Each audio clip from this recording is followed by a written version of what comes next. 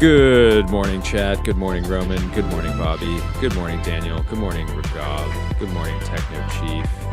Good morning, Double MVP. Good morning, Gabe. Good morning, John. It's great to see you guys. Jordy. We missed you guys yesterday.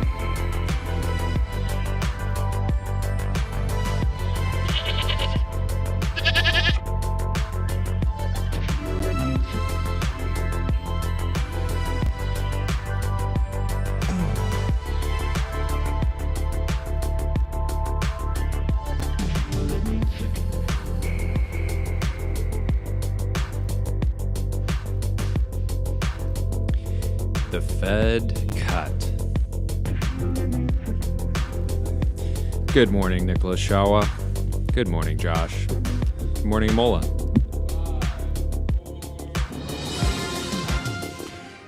You're watching TBPN. Today is Wednesday, October 29th, 2025. We are live from the TBPN Ultradome, The Fortress of Finance. the Temple of Technology. The capital of capital. 1X. Look what I got launched. here. Oh, well, yeah. What do you have? Look what I got here. Our dear friend Siki Chen, friend of the show, made a hot sauce for his company Runway, and he sent it to us. Runway has so much cash on their balance sheet that they made a hot sauce called Burn Rate, Okay. and it has a real $100 bill as part of the packaging. So thank you to Siki. This is incredible because I mean, the execution here is crazy. I mean, look at this box. Yeah. I don't think we've ever seen. so he really gave us $100 here. This is remarkable. Yeah. Except, of course, is it- you is can it- never spend it. It is. Wait, why not?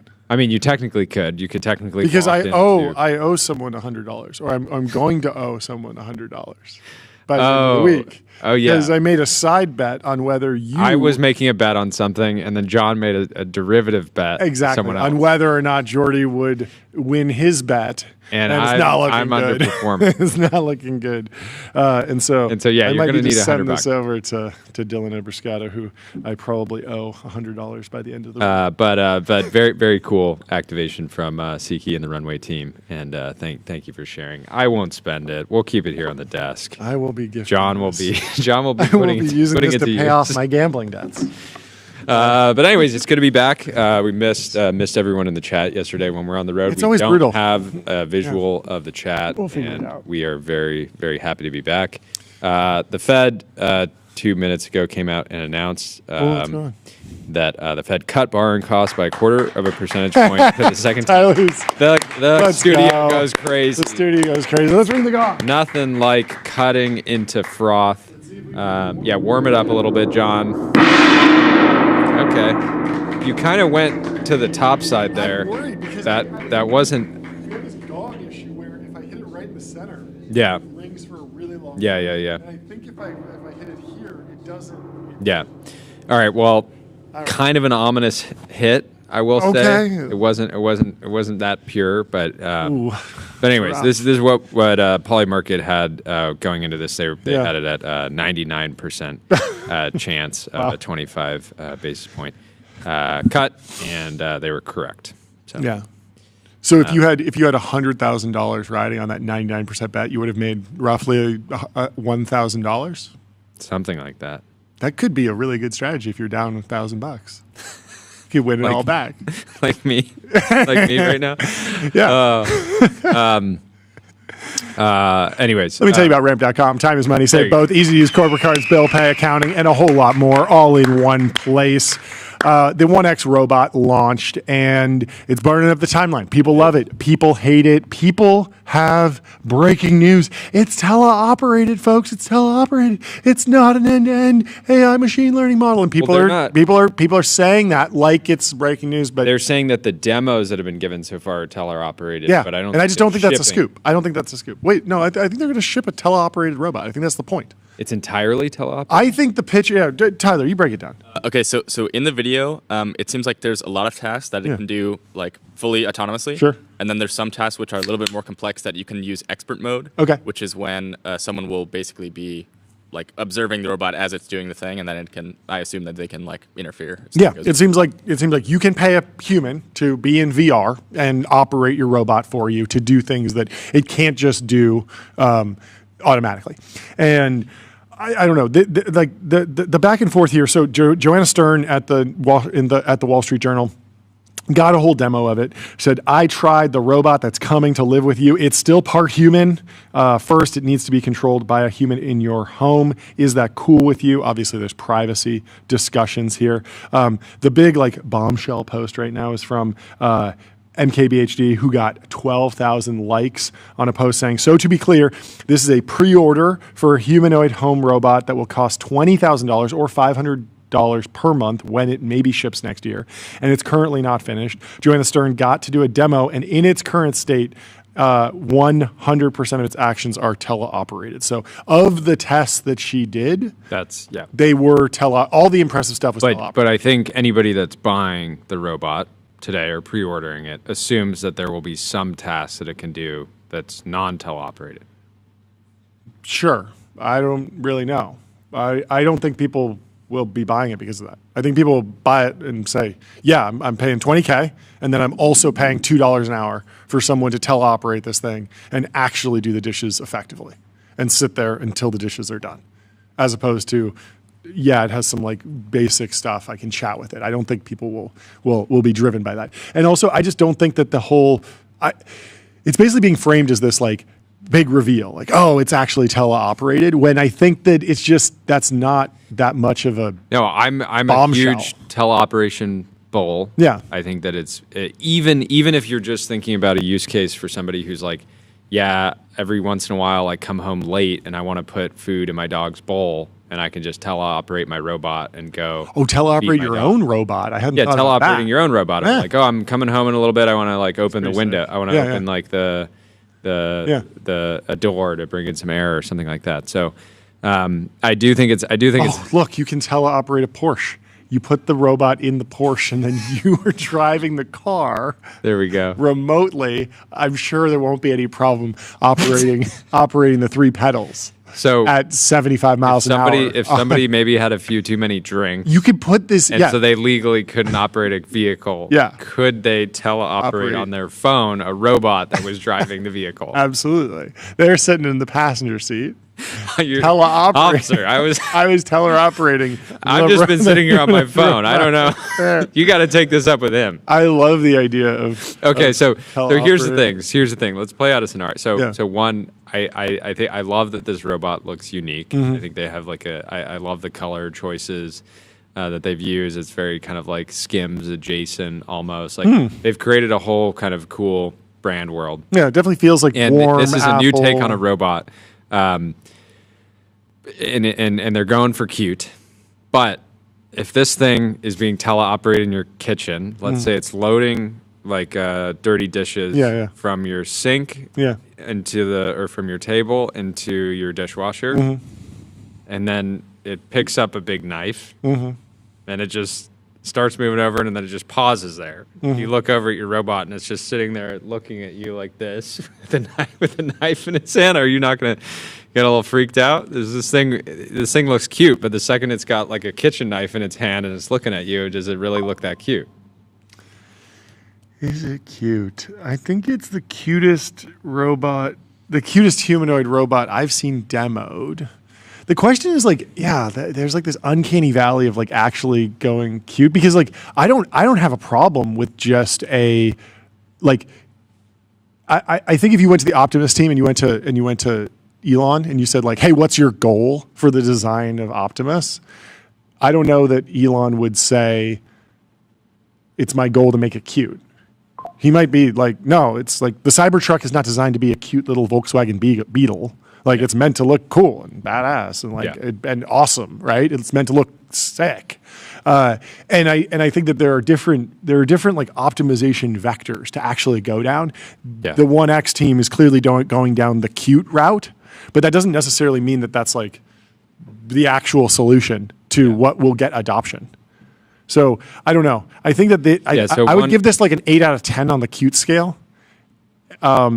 But I'm giving it an 8 out of 10 too until it picks up the kitchen knife. and then it goes down. I'm saying in certain contexts it's going to look really scary. But is I think there all humanoids? But yeah, but like walk through that. Like what? Something what is about the design something about an of eye without a mouth. eye without a mouth is maybe an odd choice. Yeah. Yeah, I mean it just looks fundamentally a little bit demonic, not having any other But features. yeah, if you add the mouth, then you get more uncanny valley, right? Isn't that the risk? That as you One thing I don't understand is the pricing strategy. So $499 a month. Yep. Or 20 grand. Yep. Who pays the 20 grand when you could get? Do you think this thing will be the best robot you could possibly have for 40 months straight when there's a bunch of companies coming online with robots? Like, wouldn't the default be like, okay, humanoids are going to progress rapidly. I'd rather like effectively lease one and know that in 40 months I could get one that's going to be like significantly better. Yeah, I would So, definitely be a I'm leaser. I'd be happy to be a leaser. Just like Satya. Yeah. Let me tell you about Restream. One live stream, 30 plus destinations, multi-stream, reach your audience wherever they are. Tyler, what you're not afraid of this thing? It's sick. Well, no. Okay, so a couple of reasons I'm not afraid of it. Yeah. One, it's pretty small, right? It's Yeah, only 60 5'6". pounds, right? Yeah, 60 pounds. It's 66 pounds. Oh, true. You could 5'6". totally like roundhouse Yeah, kick short this thing king. out the window. Yeah, he's no a problem. tiny little, guy. You can Yeah. just push him over. Okay. Also, it seemed. I mean, nothing. I haven't seen any videos of it like really moving quickly at all. Okay. So I'm not afraid that it's gonna like get the jump on me. Yeah. If it has the knife, I think I can run faster than it. Yeah. And yeah, I guess I would be a little bit scared if it's being teleoperated. Yeah, but I don't know you're- who's teleoperating. What about in it. your sleep? Lock the door? Yeah, you could just lock this thing in like a closet at night or something. Can't really get out. I mean, it's going to be a whole new world when people are like, I'm going to sleep. I'm paying expert mode to have my, somebody in my house with the humanoid. No. I mean, I'm just not that worried about it because like it has been possible to like there was some movie about this where like the AI. Oh, it's Fast and the Furious. In Fast and the Furious, like isn't there an AI that takes over? No, you won't know. But I think that there's an AI that takes over the cars and like drives the cars fast and like crashes the cars. There's been other movies where like the Teslas have been teleoperated to crash into each other. There was that movie about like the Doomsday where they all go in the bunker. I forget what movie this is, but there's some. What movie is that? I think Obama produced it. I'm not kidding about that. Is it Don't Look Up? It's not Don't Look Up. It was like from the same era. What was it? Leave the World Behind. Is that it? No, it's not Leave the World Behind. Oh, yeah, it is. It's Leave the World Behind. Yeah, and there's that scene where all the Teslas are coming and they're all crashing into each other. Like that's been possible for a while, but the economic incentives are just such that like no one's actually been able to just there's no one out there that's just like, oh, I just want to like kill someone randomly and I'm going to hack all of Tesla's system to like take over your car. It feels like something that's like definitely possible, but it would require like billions of dollars to actually take over. And at the end of the day, a lot of people just want to make money. And so they're like, if I have the ability to go and hack into Tesla's network and steal the cars, it's like I can probably just build a car company or something. So some more. We're not neo-factual media here. But I do have some facts here from their FAQ. Will my Neo be fully autonomous? Neo works autonomously by default. For any chore request it doesn't know, you can schedule a 1X expert to guide it, helping Neo learn while getting the job done. Who are the 1X experts? 1X employees physically present in the USA. Okay. So that's interesting. And then they're also manufacturing Neo in California, which is significant. So my sense is that the unit economics on these are going to be like really, really, really rough initially. Yeah. Because these 1X experts in the USA are by default going to be making a lot more than like $2 an At least hour. minimum wage. But I guess it's going to allow Neo to just get better at a variety of tasks, and so they would be training people to teleoperate, or they'd be paying people to teleoperate them anyways. Yeah, and at least they can recoup a little bit of the cost. It's going to be really expensive. This was like the end of my take. Was like the magic here is like it's half actually figure out the technology and half like financial engineering. because you have to do this extremely delicate dance where you keep the capital coming in and burn and burn and burn, and you're probably burning more every year for a really long time. And then at the end, you get the incredible reward, but you have to burn for so long. And we've capital. And we saw this with Waymo. Waymo was founded in 2009. It's been 16 years, and like there's been some report that like and people in are still San saying, Francisco, like, oh, they're never going to get the cars cheap enough. Exactly. In San Francisco, I think they do have positive unit economics in this like in this narrow area, but it's not like a cash cow yet. It's not Google search, right? Which took like 2 years before it was throwing off cash, basically. Not really, but certainly not 16 years to scale that business. And then you look at VR. How much money has Mark Zuckerberg invested in the metaverse? How much money has Reality Labs burned without it turning into a cash cow? Like they're still not making money off of Reality Labs. And it was the same thing with AI. Like you look at the Satya Nadella deal, like the $1 billion in 2019, like that business was not making money, and it had been around for 5 years already. The company was founded in 2015, I think. Yeah. OpenAI, and so, or the nonprofit was, and so you have these, when you're going after these like frontier technologies, these really broad moonshots, you just wind up burning money for a decade potentially. And can you stay in the game as a venture-backed company? It's really, really hard, but at the same time, these types of moonshots are exactly what venture capitalists should be going after. Like this is the goal of venture capital. Yep. Quickly, let me tell you about Privy, wallet infrastructure for every bank. Privy makes it easy to build on crypto rails, securely spin up white label wallets, sign transactions, and integrate on-chain infrastructure all through one simple It's API. interesting that Figure AI, Figure Robotics has pivoted their marketing, external marketing at least, to being entirely focused on home help. Yes. So the homepage now, it says the future of home help is here. Figure 3 is a general purpose humanoid robot for every day. Yes. So wildly different than Boston Dynamics. So if you look at Boston Dynamics websites, they're saying we are trusted as one of the top robotics companies by DHL, BP, National Grid, Woodside Energy, Maersk. Like they went industrial level, they went enterprise, and they even have some that are like 3-axis robotic arms. And then they do have the robot dog, and they say, yeah, let the dog walk around and pick up trash or check in on the quality of your oil and gas infrastructure or your mine. Yep. Walk around and assess and do surveys. And try Boston Dynamics is apparently 80% owned by Hyundai, yeah. and SoftBank owns the other 20%. Yeah, it's such a remarkable company because Google owned it at one point, I believe, and it's changed hands a few times, but never really found like a flywheel to take off. But they've definitely like manufactured like real robots. It's more just about have they found the actual flywheel for are they solving a problem that's really widespread, and can they sell the robot and then funnel the money back into selling more of the robots and get something really really broadly deployed? It hasn't really happened yet, but I mean they should be in a good position to do it. The sort of like black pill, I suppose, is that Boston Dynamics was never really set up as this like, okay, we're going to do the big transformer model, the end-to-end machine learning model. We're going to let scale. We're going to be aligned with the scale of the training run, very much more so on the actual like let's design the algorithms and choreograph the movements more than lean into like the bitter lesson. Like Boston Dynamics feels like a pre-bitter lesson pilling company or something like that.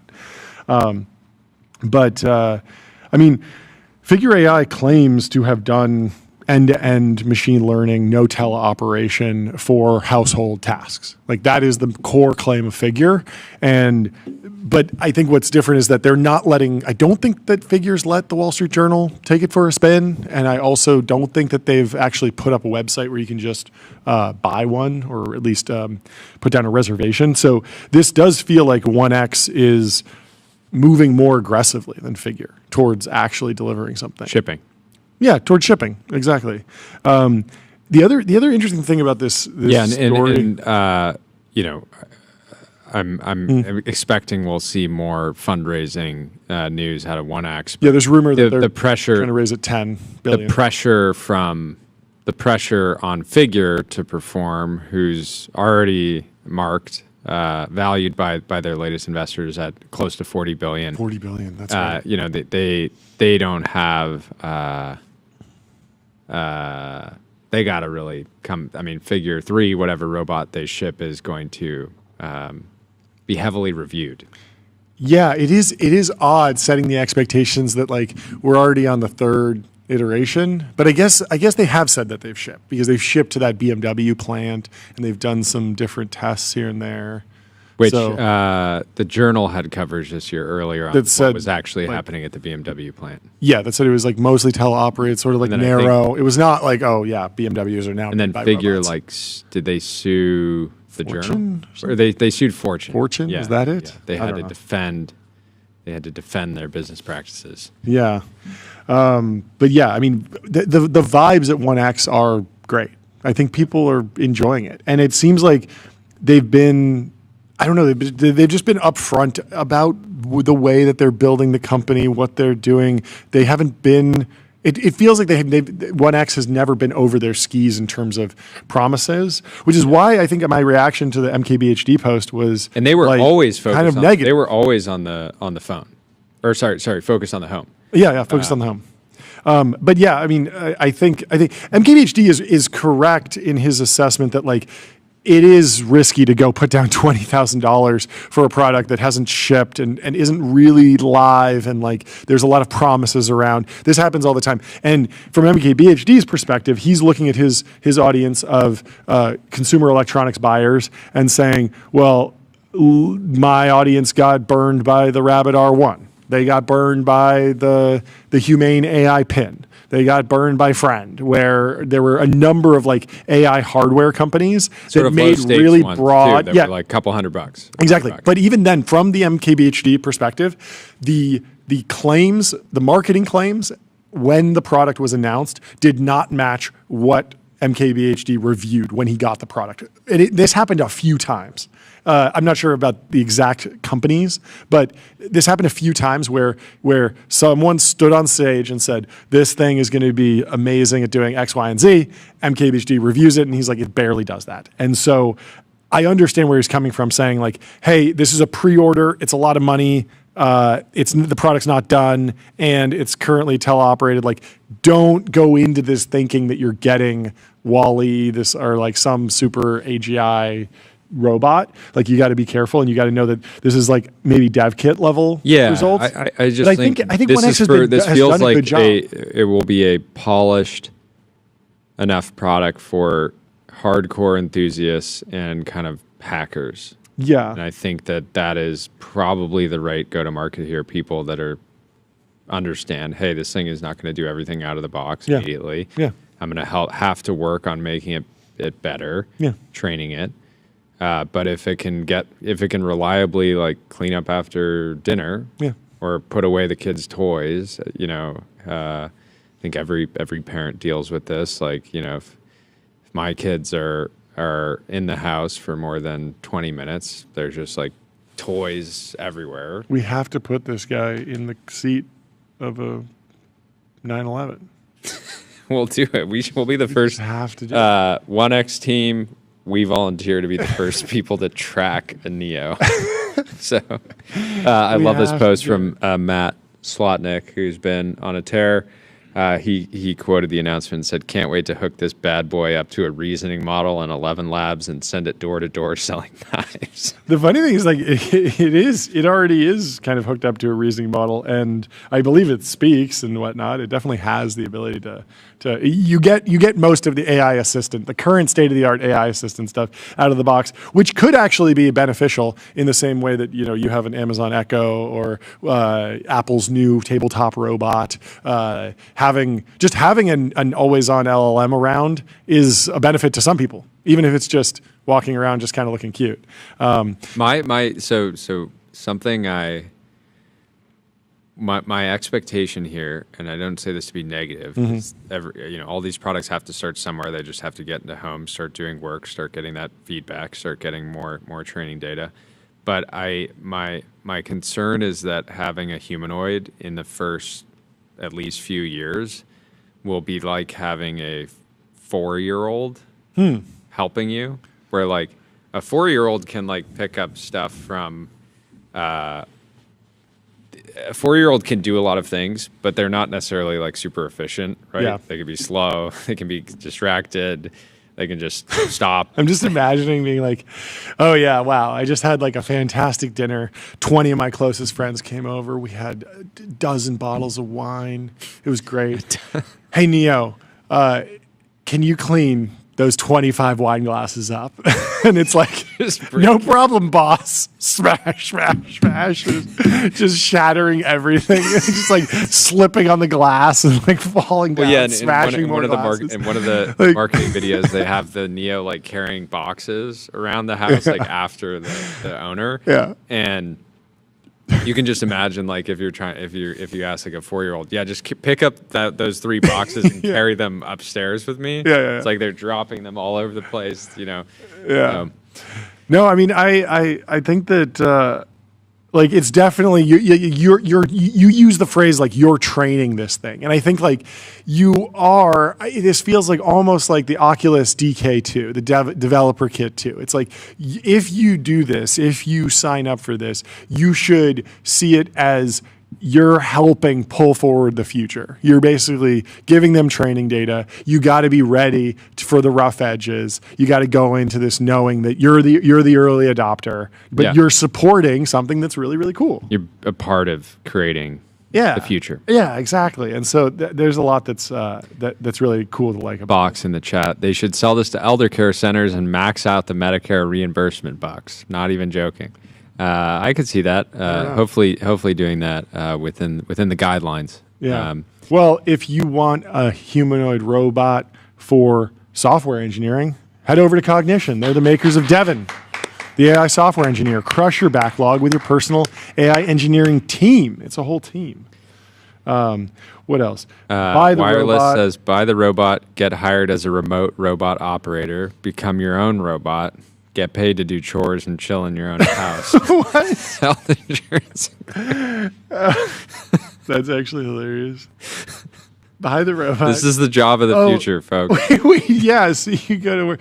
But that just depends on what their economics are. Because if they have negative unit economics, Yeah, you could go just work burning. at 1X.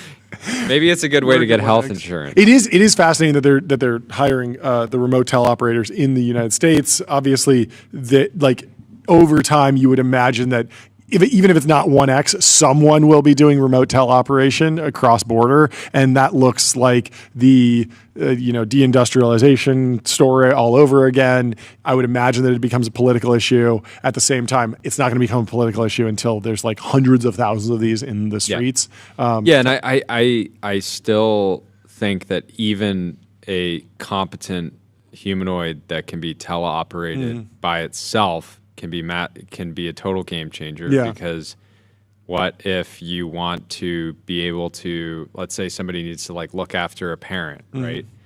If you can buy them a robot, put it in their home, and if they need help with something, you can just teleport there. If your parent wants to go for a canyon run, You can take them out for a on drive. a Sunday, Yeah. you can have the robot drive the 992 GT3 RS. GT3 RS through the canyons. Dot two. Dot two. Dot two. Sorry, Tyler. What did you say? But also more seriously, it's like if you could hire in LA, Yeah. like house cleaners today get paid a much probably higher rate than some random place elsewhere in America. Sure. Right. And so somebody could live elsewhere, but Yeah. like be a house cleaner in LA. It's interesting. Yeah. And Yeah, it's the same. there's It's the labor remote. arbitrage. It's the remote work story. It becomes a global labor pool. That's a huge supply shock. Yeah. So prices go down. None of this happens overnight, but eventually it will become a hot button issue. Tyler, what are you thinking? I would like to see them go the Uber route, right? Okay. You saw those tasks that Yes. Uber drivers can do in between rides. Yes. So then they can just put on the VR headset if they don't have a ride currently. Then they just teleoperate for a little bit, and then you know, maybe they're only halfway through their task when the next drive comes in. So then someone else just So they puts just, in. just Because we drop don't know the who's wine actually glasses. behind the robot. So it could be multiple people. It's true. Yeah, I don't know. It's going to be interesting. Abdul says Zuckerberg's clanker watching yours and your wife's clanker in 2035. Oh, there's a clanker outside the window. Yes, clankers are going to be the clanker slurs are going to be through the roof over the next few years. All the experts are at the 1X offices. Very smart move by them. I feel like this is a very very like shrewd move, because like if they were saying, even no matter where they pick, if it wasn't America, it would just be a political football immediately. I mean, we saw. Did you see Bernie Sanders talking about friend.com? Yeah. You saw this? That was crazy. It's like Avi has not even broken through meaningfully, and yet politicians recognize that robots are coming, and even if Avi isn't the one who has it completely dialed, like the idea of talking to an AI is already a political issue, which is just remarkable. That's why you should stick to Figma. Think bigger, build faster. Figma helps design and development teams build great products together. You can get started for free. Dalton Caldwell hit the timeline to share that Whatnot from YC Winter 2020 is now a decacorn. Congratulations. Whatnot has raised $225 million at an $11.5 billion valuation. The company plans to announce on Tuesday, which they announced yesterday. The round comes less than a year after the e-commerce platform raised $265 million at half that valuation, and puts its total fundraising at about $968 million. So, again, this is an LA-based company. Awesome. I believe. Awesome. And we've heard about the online shopping stuff. It seems like live shopping might finally be working in America. We've heard about it in China. Oh, it's so massive in China. We were wondering when it would come to America. It feels like it must have. It came to. It's America. Interesting that it seems like it's working in. It's not working in as broad of a set of categories as in China. Like in China, people will just straight up buy like vegetables. Yeah, they'll be like. People will be selling coconuts live streaming. Here it's like trading cards, sports cards, various collectible toys, thrift type stuff, coins. I've never used Whatnot, and I don't know many people that have, but they must have found some powerful niche, because 10 billion's no joke. I wonder where it lands. I wonder if this is like a Snapchat size business, or if this can really grow into something that's Amazon, Walmart style, like massive, massive, massive. I mean, clearly, like they've done a lot of things right, but interesting to see like what is the American, what is the American, appetite for this product specifically. Let's. Take it over to our first guest. Yes. Do it. Welcome to the stream. How do I pronounce your name? Marcin. Hi. Marcin. I know it's difficult, but Marcin goes a long way. Thanks. Thank you so much for joining. Great to meet you. Thanks you for staying up late. We know that you are over in Europe. If you could please give us an introduction on yourself and some of the research that you've done, we'd love to kind of explore some of the ideas that you've been writing about. Sure. Thank you for having me. So I'm professor of economics at Koźmiński University in Warsaw, which is the highest ranked business school in Central Europe. It is sort of the Stanford of Central Europe, if you will. I also wrote a book that claimed the Polish economic miracle. The fact that Poland has been the fastest growing economy in Europe and worldwide, except for China, over the last 35 years. Wow. And I've also worked and advised over the past 20 years, almost 20 governments around the world, including most recently India and China. So that also brings a bit of a global perspective to what has been happening in Poland, in the US, and around the world. Yeah, what are the key ingredients to Poland's economic success broadly, if you were to kind of rank the few key choices that were made or investments? Yeah, it feels like at least once a month a chart pops up of Poland's like GDP growth relative to a bunch of other countries, and it's just absolutely remarkable. Right. Yeah. Yeah, so it's a remarkable sort of Hollywood Netflix-like story, or you can call it a California-like unicorn, because it is an economy that was bankrupt, backward, and broken, in 1899 at the end of communism, and was poorer than Jamaica, Suriname, Gabon, and a couple of other countries. And 35 years later, it is now richer than Japan, and it will be richer than Spain and Israel next year, which is a remarkable story. Wow. Yeah. Of sort of unicorn and phoenix-like growth. And I think there were a number of ingredients, but one is definitely the grind, the work habits. Even now, 35 years into this economic miracle, Poles are the hardest working people among all the rich countries.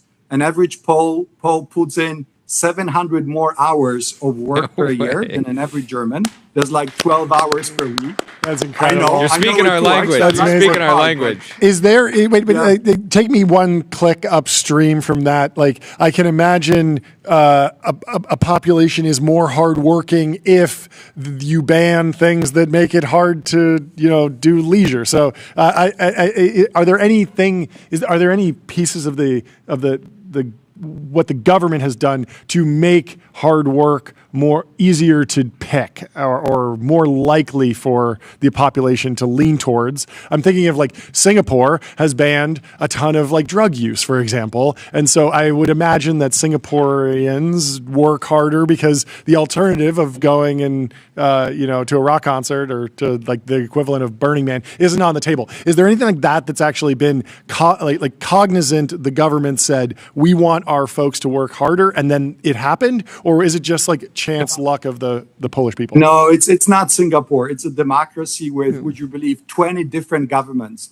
over the past 35 years, from left-wing Democrats to right-wing Republicans, from Bernie Sanders to Ron Paul. And all of them, I think they represented a society that is just hungry for success, and a society that just wants to be richer, or at least as rich and then richer than the fat cats in Western Europe. And that's exactly what's been happening. There's been a choice of Poles who have moved from 1/3 of German income 35 years ago to 75, 80% of German level of income now. And they want to get to 100 and 120. And one way of doing it is obviously working hard. So an average Pole per week works 12 hours more per week than an average German, and even 6 hours more. And what's the exact number? Is it 50 hours a week? I don't know how much time Germans spend working. It's I don't know. I don't want to pick on Germans. Yeah. I say hi to all my German friends, but Poland continues to believe that working hard and there's a lot of opportunities. Poland is part of an open global economy, part of the West, part of the European Union, where you have 450 million consumers with no borders, no tariffs, no nothing. If you have a good idea, you can win and conquer these markets, particularly from the incumbents, Western European players who very often just lost the hunger for success.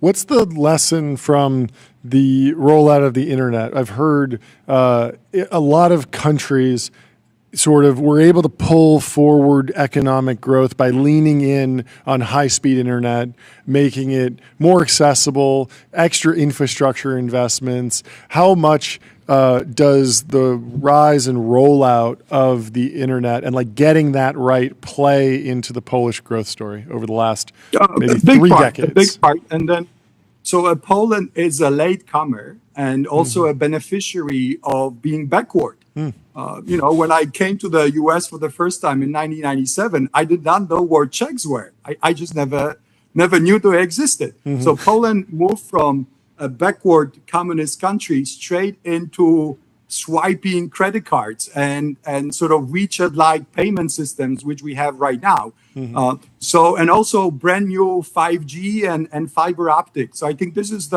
what they call a rent of backwardness, which is what exactly Poland has leveraged. It has not had any sunk costs in the old infrastructure, which again has happened in Western Europe.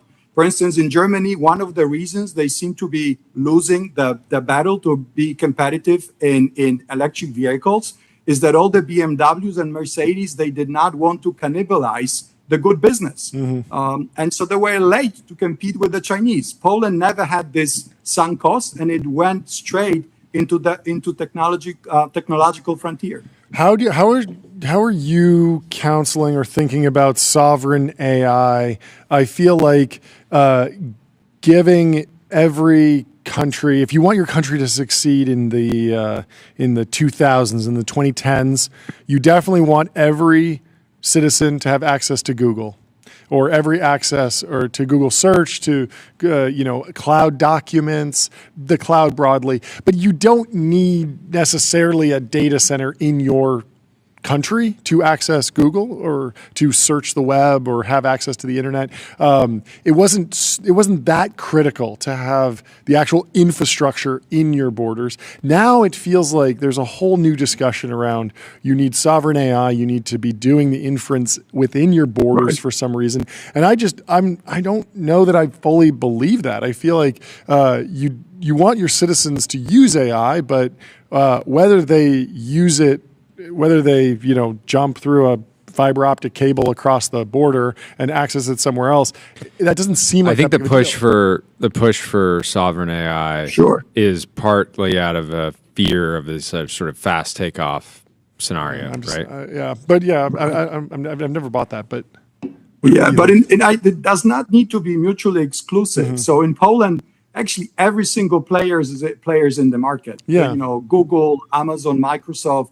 These guys have the largest data centers, and they're ready to provide AI services to whoever is interested. But at the same time, the government is also building redundancy. It's building additional infrastructure, including to host apps that do not even exist in the US. Like, for instance, I don't have to have any plastics on me, any ID when I drive, for instance. It's all on my phone. There's a Polish app called Citizen, where you virtually have most of the things you ever needed. It's all on your phone. So it's an example of how some countries have just moved on, and increasingly a lot of public services will be done from the phone. It also helps that there's a lot of Polish talent that has actually helped create AI in the first place. I mean, a Polish guy is a chief scientist at OpenAI. Yeah. 1/3 of the founding engineers of OpenAI were Polish. So, these guys call their moms and call them ex-girlfriends and tell them, look, you really want to look at ChatGPT and what we're doing, because that's the future. Yeah. How is Poland's university system helping to accelerate, all these different priorities? It feels like the U.S. is at a unique moment where we've had a very robust, academic system, but currently there's somewhat of not even somewhat, certainly a kind of a conflict between the government and our university system, but then also like a broad sort of distrust of a lot of our institutions. Yeah, that is true. And, for all people, most people around the world, including myself, I got my, PhD in Poland. I became a professor in Poland, but I did my pre-doc and postdoc at Harvard.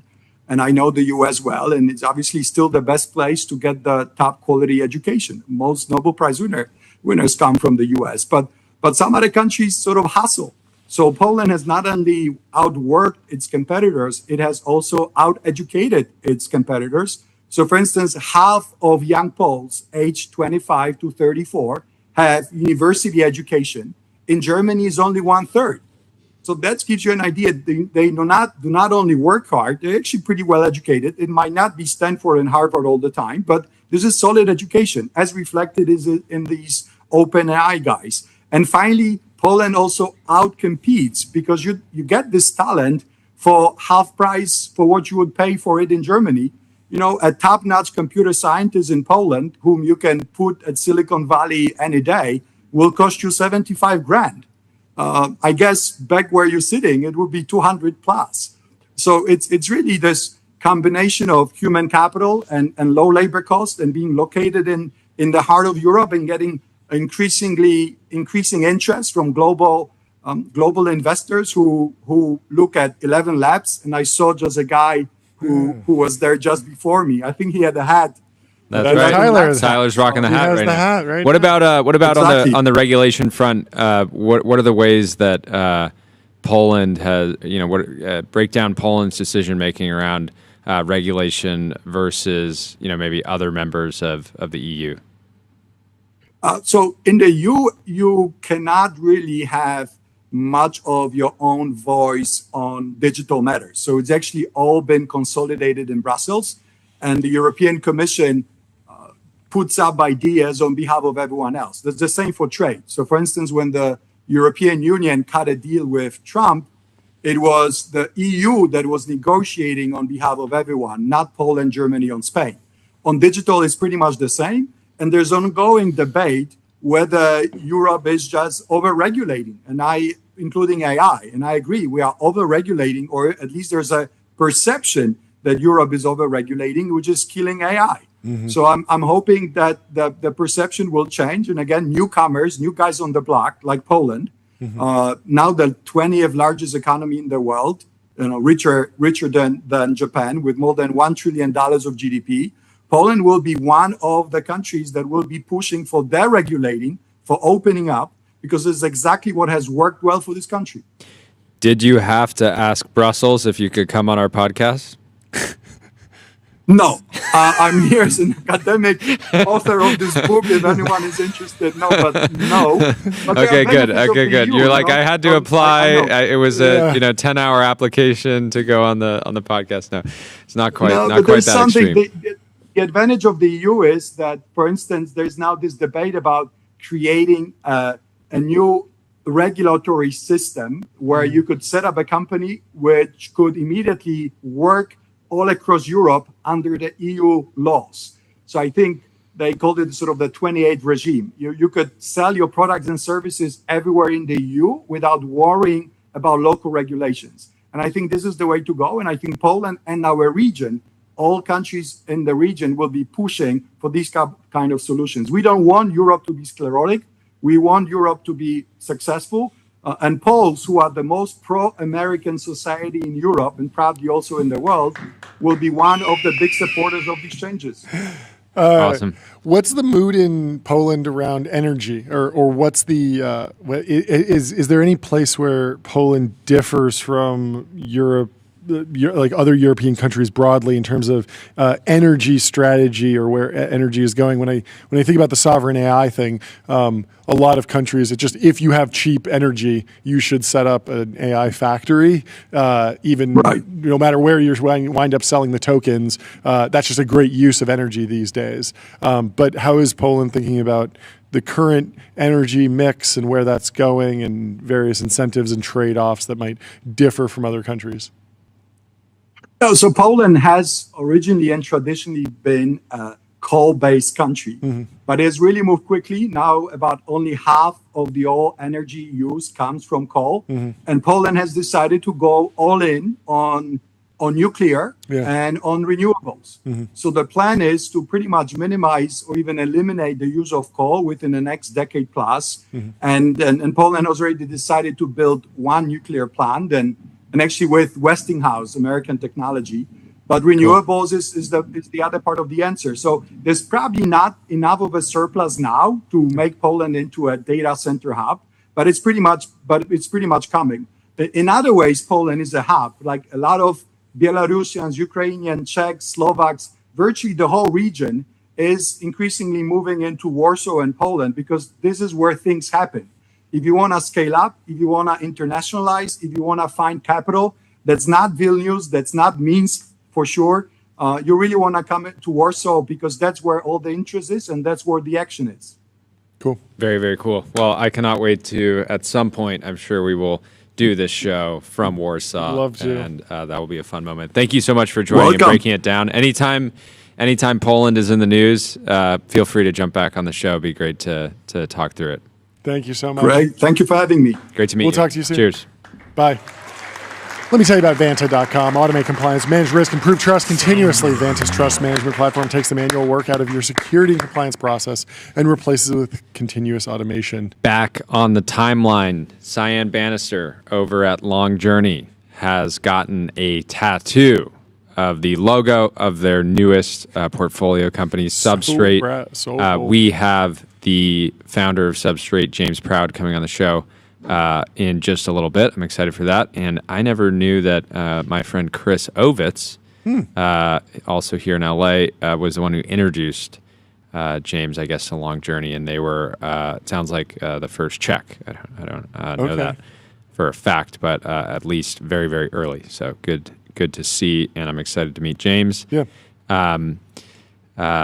There's a post here from Semi-Analysis, classic, an all-time classic. We have been in serious problem. They're saying this is ASML. Talking about Substrate's approach and their new lithography system.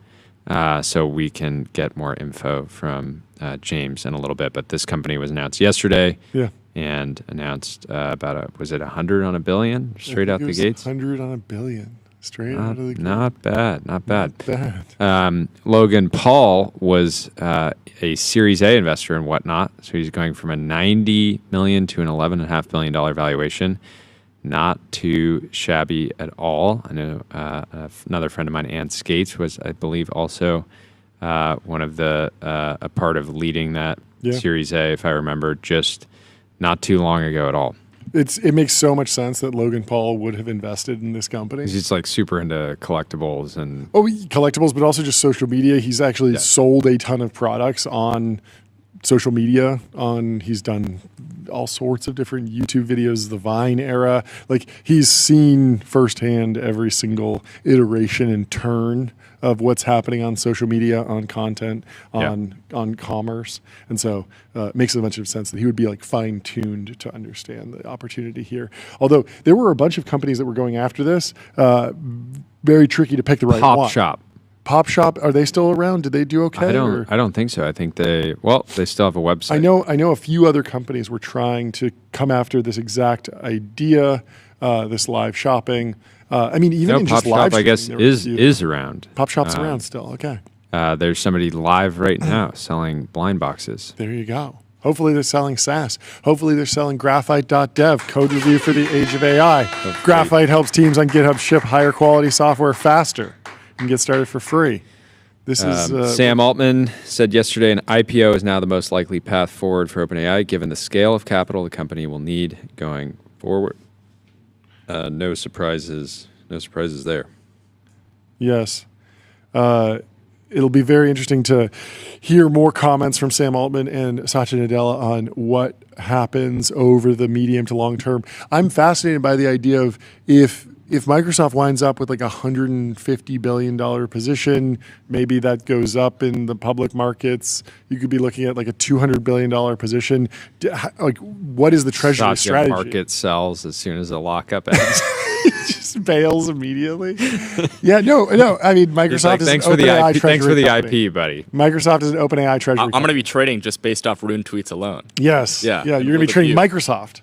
Now, you can do that today because they own. That's true. They have 135 billion position. True, yeah. So it's always an option. But yes, what will Microsoft do over the medium term once the company gets out? I would imagine that they don't just slam the sell button on day one. I imagine that they let that evolve over a long period of time and probably don't crash the stock, because that just seems not particularly advantageous, as silly as it would be. More important news, Yes. There's an abandoned McDonald's that NASA turned into a moon probe picture recovery lab. What is a moon probe picture recovery lab? Is this from years ago? Yeah, I don't know if it's still operational. People are saying it's moonviews.com, Mick Moon. the official website of the Lunar Orbiter Image Recovery Project. And it does indeed look to be they're calling it McMoons.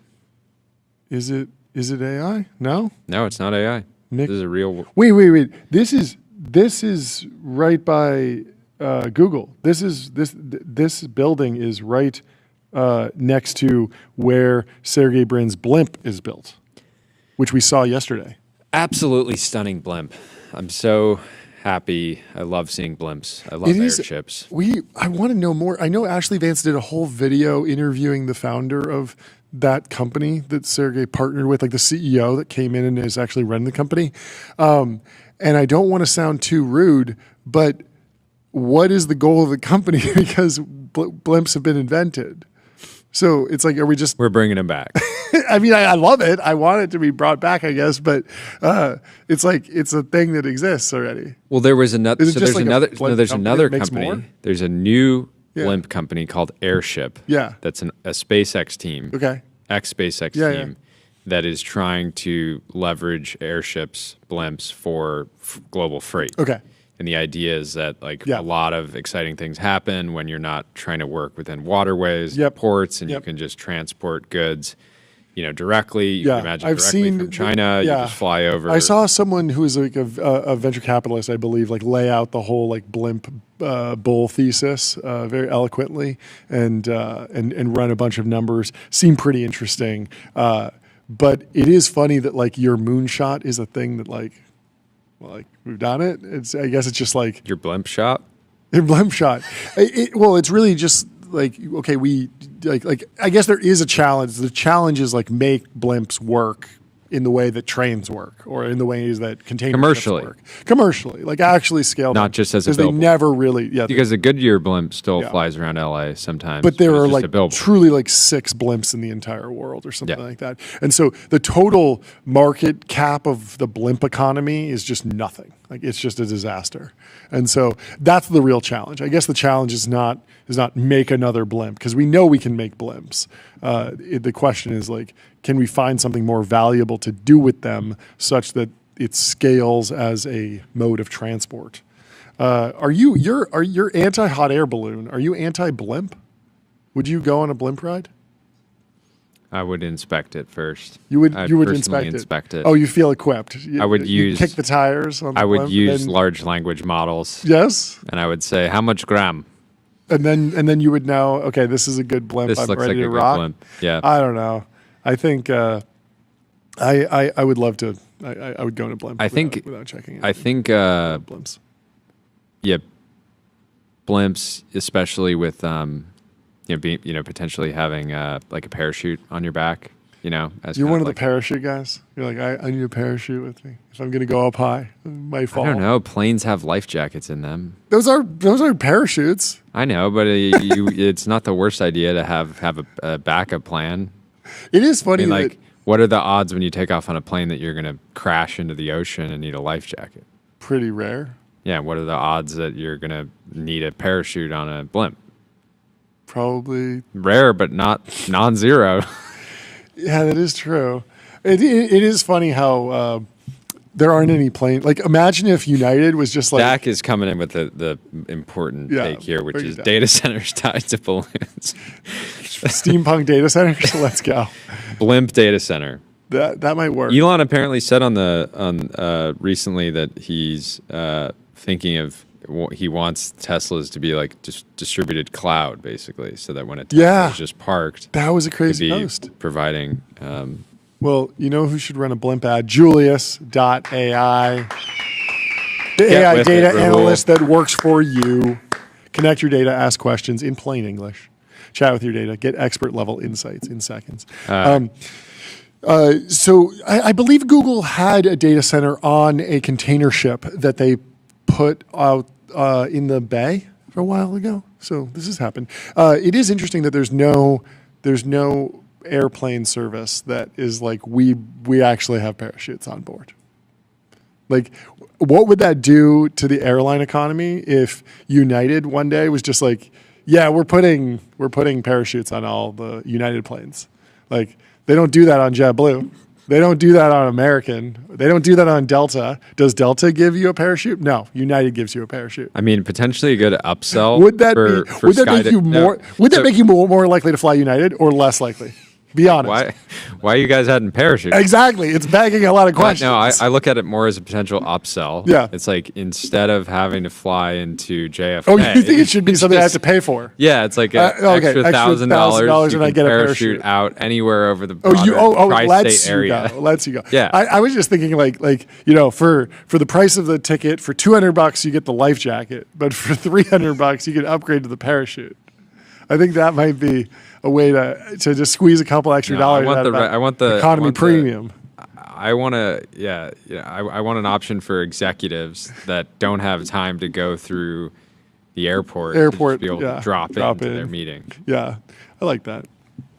if United came out and said, we now have parachutes on board, and you have a choice. You're flying to New York from LA, and you have a choice between Delta, which does not have parachutes, and United that does have parachutes. Tyler, which one are you picking? I don't think I want my airline to have parachutes. Why? That makes me way more scared. Why it's are they a adding pure parachutes now? upgrade in safety.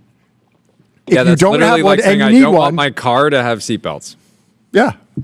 Yeah, it's like, oh, you put seatbelts in there, you're expecting the car to crash. No, it's just if it happens, we have the seatbelt here. If the plane dissolves in the air, you have a parachute. On this airline, Plane dissolves. yeah, if the plane rips open, like in Fight Club, which you haven't seen. Maybe Or if it there's was- if there's a bunch of snakes on the plane and Yeah. I think it makes more sense on a blimp because we've seen blimps just blow up in the sky. Yeah, true. Planes don't really do that. False flag. Planes are pretty safe. Anyway, I hope no one in the chat is watching on a plane because that would always be rough. Caleb Watney over at IFP says, hard to understate what a blow this would be for American leadership in AI if this happens. He's talking about how Trump has suggested he was open to providing China with access to NVIDIA's Blackwell chips as part of a trade deal, which would represent a major concession and rile up national security hawks in Washington. We'll be speaking about Blackwells, Trump said, touting the chips as super duper and years ahead of what was currently available from other countries. He said NVIDIA CEO Jensen had recently brought a version of the chip to the Oval Office for him to see. AI bellwether NVIDIA shares extended gains to 8.5% in Asian trading on the alternative platform Blue Ocean, signaling potential further gains when U.S. markets open. They are seemingly en route to a $5 trillion valuation. I think they hit it, didn't they? We got to pull that up on public.com, investing for those that take it seriously. They got multi-asset investing. They did. They did hit that They gong. hit it. Let's hit it. $5.02 trillion. Okay, that was a better hit. That was a better hit. Better hit, but it's going to do the weird ring thing, I think. Yeah, see? It's going to keep ringing. Because apparently we broke our gong, and this is what happens when you break the gong, is that it just keeps ringing. But that's actually kind of a feature in my mind. I don't know. Feature. What do you think? The question here is maybe Trump is doing a little 5D chess, and he I realized thought this was 6D chess, actually. could be 6, could be 7, five. could be 5. It's a little simplistic. To You me. don't. It's really hard to say Yeah. at this stage, but it's possible that he realizes that AI is about infinite slot machines. Yes. and he realizes Adult that it's content. actually adult content. It's actually in America's interest want to it. get as many Blackwells Yep. to China as possible. So that they all get one-shotted. Yes. Yeah. This is the modern information war. This is the cybernetic future war that's happening between America and China. It went from AI is a good thing, so So- we need to keep the chips in America. We can't let them have them. To What if AI is a Trump bad says thing. you can we only gotta have the get the chips out of America. You can only have the Blackwells if you give a free plan of GPT 4.0 Yes. to every citizen. And Xi Jinping's just, you're absolutely right. I would love to give every citizen Ani with sexy mode. No, I don't know. My take on this has always been like, do we actually have slack capacity for chips? Because we've been having the GPU poor debate for a while. Everyone said that oh, we can't make enough chips. We can't build enough data centers. But like, it's a lot easier to advocate for, hey, don't sell to China if there truly is unlimited demand in America. It's a completely different conversation if it's like, well, yeah, actually, like AWS and Google and OpenAI, like they're actually good on NVIDIA chips. They don't want to buy anymore. And NVIDIA's like, wait, but we've made so many of these, we want to sell them. Like, can we sell them to China? You'd be like, well, yeah, because like that's going to hurt your business a ton if you have to write those down because you made them.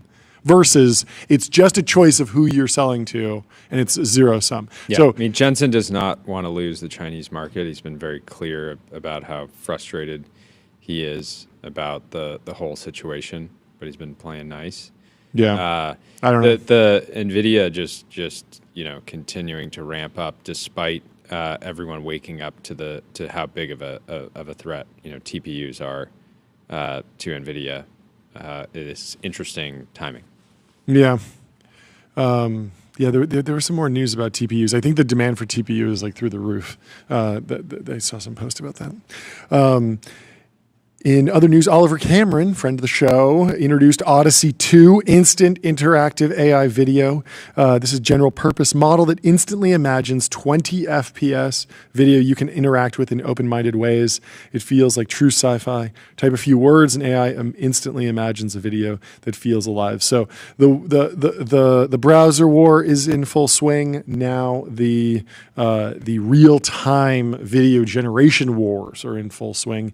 You got World Labs, you got Odyssey, you got Genie 3, I believe, from Google. There are a few companies working on this. I'm personally excited for where this goes once you get some extra harnessing in there, some extra mechanics. I don't know if this is. We need to have Oliver back on the show and talk to him about, is he thinking about going more API driven, or does he want to kind of own more of? I mean, yeah, like how much of it needs to be the foundation model company versus the application layer? How much does he need to, does he want to own like the end result or whatever people do with the product? There's a pretty wide swath of opportunity once you have a model that works in a particular way. You can go set up a short form video app if you want and try and win and build a new social network.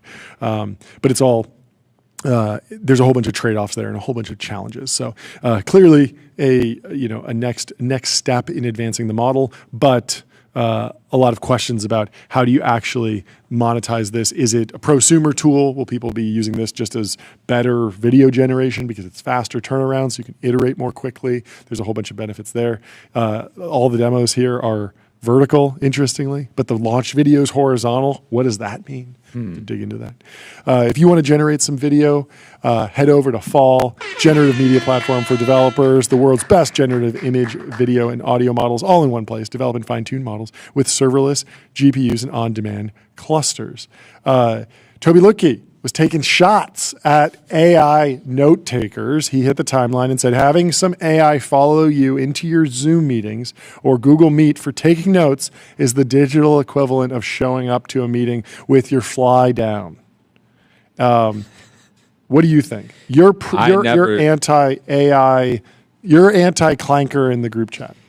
I'll never let him in. You never let him in? You never let the clanker in the there. Zoom room? The clanker's in the waiting room. Oh, it's ready to be let in. Oh, I forgot. Sorry. This reply post says, Firefly is waiting in the lobby. And that's where Firefly will stay. Toby's on fire. He said Firefly better fly right into the fire. GODDAMN fire. Yeah. So I don't know. He didn't elaborate on why he doesn't like this. Friend of the show, TJ Parker, said maybe it has something to do with the fact that if you're recording every meeting is now discoverable. And so if you have some random lawsuit, all of a sudden, those like leaked tech emails? Imagine that, but for everything you do at work all the time forever.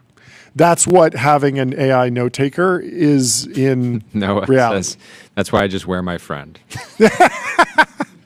Yeah. I mean, truly, it is fascinating that like people that we actually got to the outcome where Firefly identifies itself and says like, "Hey, I'm an AI note taker. I'm here and I'm going to join," as opposed to the alternative, which was just like run Cluely on your computer and no one knows. Goldrock says that using transcription clankers are no-go. Oftentimes they're used without all parties' consent. That's another one. It's like if somebody wants to come in to the call and say, "Hey, for the next 10 minutes, do you mind if I record this so that I don't have to take notes myself?" I'm open to like opting in, but just like the default record every single call, like there's just not something I'm interested in doing. Yeah. Obviously depends a lot on the use case. Are you synthesizing takeaways? Is this actually useful? It's probably not a replacement for not actually paying attention during the call. Like, you're not just going to zone out for an hour and then review some meeting notes and be like, oh, that was now a productive meeting. Like, no. I would love to know what percentage of transcripts like ever get Transcripts. read, Yeah. like the notes. Yeah. Is it like I would expect it to be a very small percentage that actually get read. So it's like one of those things people are like, kind of peace of Yeah. mind. I mean, I did have one interaction with a group of friends who had a Zoom call to talk about it. They're all like, everyone's like a content creator. And so they'd have these calls. I couldn't make one. Normally everyone hops on the phone, on the calls, talks about trends, strategies, whatever they're doing. I couldn't make one of those calls. And so they did have one of the transcripts happen, and I was able to read through that. And that was fun because like I like these friends. And so I was kind of able to, not fully listen to the full call, but get some of the topics like, oh, what's top of mind for my friends? That was kind of cool. But that was definitely something like, it was a meeting that I was looking forward to. So I was happy to enjoy it as a transcript as well, because I would enjoy the meeting if I had actually attended. Yeah. But regardless, if you're transcribing a bunch of stuff, if you have a bunch of text, you need to search every byte. You need to use Turbo Puffer, serverless vector and full text search, built from first principles on object storage, fast, 10x cheaper, and extremely scalable. Puffin. We puffin. The Golden age of private credit is over. Private credit winter is coming, says High Yield Harry. Lenders are quietly rewriting their collateral rules, which suggests a crisis waiting to happen. People have been nervous about private credit booming. Ares has minted 7 new billionaires, something like that. There's been a ton of boom in private credit, ton of boom in debt. Debt is coming. The question is, when will there be a pullback? How much more room does it have to run? There's a reply here from a guy named Jason who says, that's nice, but I'd prefer not to lose any money, so please make sure the government is prepared to cover all potential losses. If not for everyone, then for me and my cohort specifically. Warm regards. Me and my cohort? What does that mean? Oh, me and... everybody's got a cohort. What cohort do you identify with? That's hilarious. Oh, this post from Italian is What do you say? hilarious. I don't even know what he was replying to. I don't know what he was replying to because But it was this deleted. post, Spaceman live on TBPN, his What my eyes brain rolling works back like. in his head. Yeah, that was a very weird screen grab. I don't know how this screen grab happened, but it was absolutely wild. What did Boz say? So Boz posted a blog post about "You are how you act." He says the modern American self is best defined by 2 Enlightenment thinkers who never met but have been arguing in our heads ever since. Jean-Jacques Rousseau believed in the primacy of the inner self, a core of goodness constantly betrayed by circumstance. In his view, the world corrupts us. We begin pure and only fail because society, obligation, or expectation pulls us away from who we truly are. Benjamin Franklin saw it differently. For him, there was no such thing as a good person or a bad person. Only people who do good things and people who do bad things. Virtue was a habit, not an essence. Modern America carries both of these ideas, switching between them whenever convenient. We invoke Rousseau when we need forgiveness. I meant well. We invoke Franklin when we need accountability. Show me what you've done. It's an almost entirely incompatible pair of philosophies that coexist perfectly in practice because they're both so flattering. One to our intentions, the other to our ambition. But only one of them scales. Fake it until you make it is often dismissed as shallow, but it's closer to Franklin's truth. Faking it long enough is making it.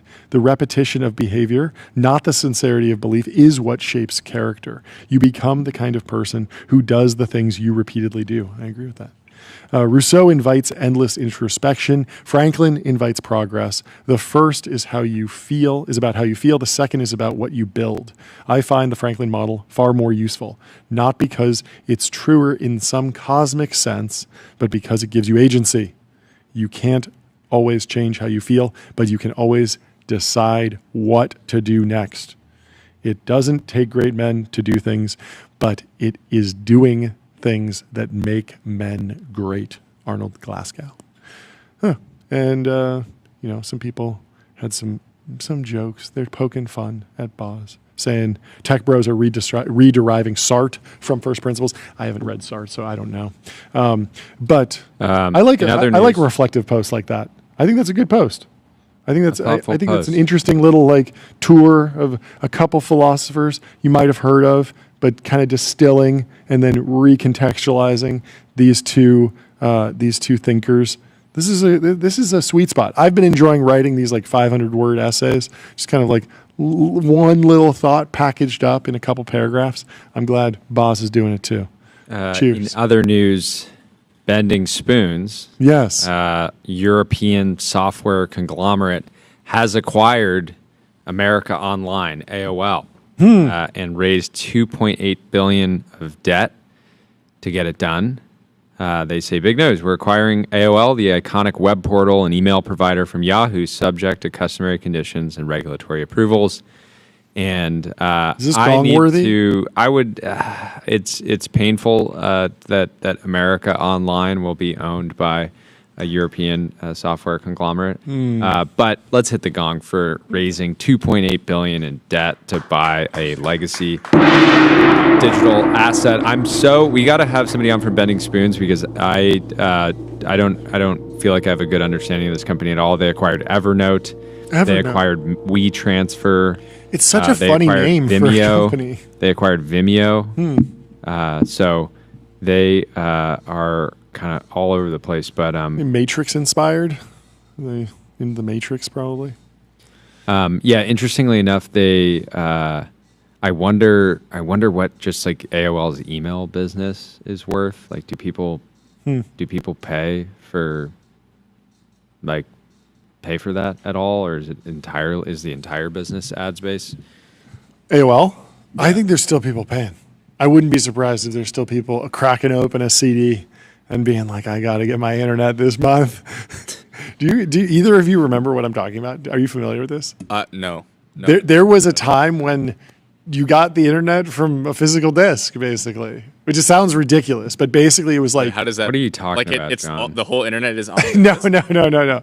So basically, I think the way it works is basically you'd open up a magazine and there would be a CD and it would be like AOL and the disc would claim some sort of like number of minutes. Ben, do you remember this? No one remembers this. I'm so old. And it would be like 7,000 minutes of internet access. And basically what you do is you would put the disc in and then you would install a piece of software that would allow you to access the internet. Just the crazy emoji guy.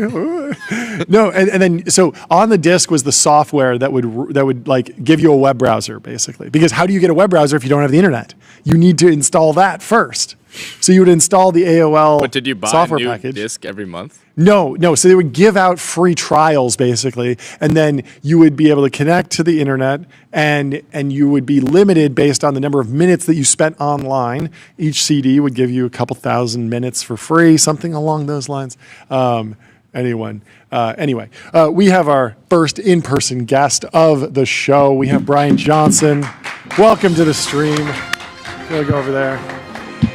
While he hops on, let me tell you about AI. Google AI Studio, the fastest way from prompt to production with Gemini. Chat with models, vibe code, and monitor usage. Thank you to classic Gemini. LA story. Good to see you again. People in LA arrive on time 15 minutes after you normally arrive. Oh, yeah? At least I do, normally. Yeah, that's the nature. Hopefully you didn't have too much traffic. It's great to have you here. Big week for you. It's been a great week for us. Yeah, congratulations. 60 million, but break down exactly what happened. What was the impetus for the deal?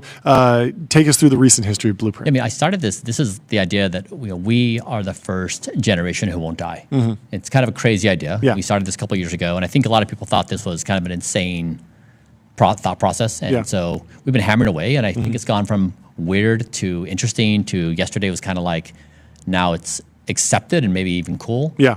And so I think it's a thing now. It's like part of the zeitgeist, and I think it formalizes that we're really going to take a shot at this. Yeah. So I mean, there's like the philosophical underpinning where I imagine, in the vein of Kurzweil, like looking at long-term trends, artificial intelligence, compounding just the value of compounding little gains all over the health system potentially could, at least in your belief, get us to infinite life and not dying, don't die.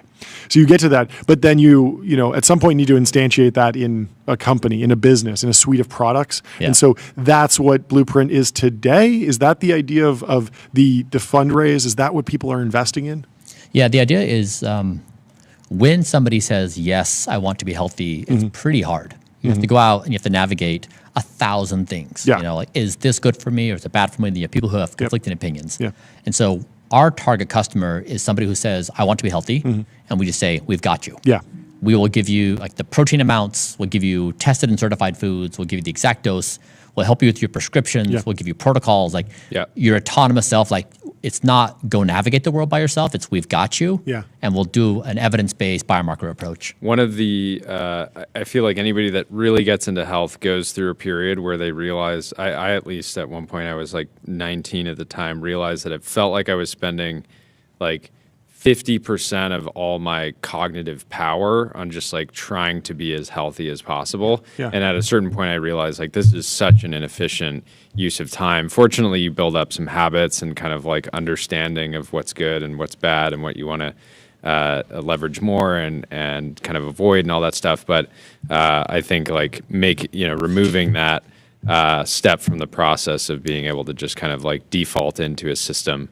Can you get into a little bit more of like, I remember reading a post at this point from you, maybe it was like a couple months ago, kind of like talking through the decision making around, where you wanted to take Blueprint, why kind of raise capital, all that kind of thing. Yeah, I mean, it was this, I guess my sole objective is to try to be sober in this moment. And I really enjoyed the perspective of thinking a few hundred years into the future. You look back at this moment and we are giving birth to some kind of superintelligence. We don't know what it is. We don't know what kind of scale, but it's big, it's important. I have neither an opinion that it's positive or negative. It's just significant. And I was really trying to think through, does it even matter if I build anything in the world right now? Or should I work on building the philosophy and the moral framework on like, what does it mean to be intelligent on planet Earth in this part of the galaxy? And I was kind of in the middle, like as an entrepreneur, do you build or like, which way do you build? And so I was just reflecting that, am I misallocating my time? And I thought, really, Blueprint is the practical implementation of this philosophy. Like when you say yes to don't die, you're saying I value existence, I respect existence. And so it's less about living forever, it's more about a philosophy of yes, this moment is big.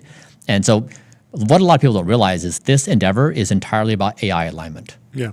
I mean, that's the sole thing happening on the planet right now. And so when you take care of yourself, you take care of your body. When you take care of the body, you take care of intelligence. Like it's this holistic system of we acknowledge existence. So that was it. It was like I was trying to figure out as a human, what do I do on planet Earth right now and how do I spend my time? I'm an entrepreneur. My intuitions are to become an entrepreneur, but I wondered, is that really the right way to do it? Yeah. Yeah. What does Blueprint look like in a decade? It feels like it's such a unique consumer packaged goods business because you can't even call it that. It's like, I mean, I understand that there's like the philosophy and I love that as the brand, but even just in terms of like the business of like what people pay for, there's a lot. Yeah. And that's just such a contrarian approach to this category because so many people are like, I have an idea. I'm going to make coffee better. Yes. I'm going to make a greens powder better. Or I have an opinion about the burger or the meat or the food or one particular thing. And then they grow and grow and grow. And then 5 years in, they're like, let's do a line extension. Let's do the something CPG different. trend of the last 10 years was go walk into the gas station, find a product that's popular, and make a version of it that's like 50% healthier, and then you probably have like a 9-figure revenue business. Or make nothing, like Thrive Market, Erewhon. There's a bunch of companies that have been like, we'll just be the seller of everything.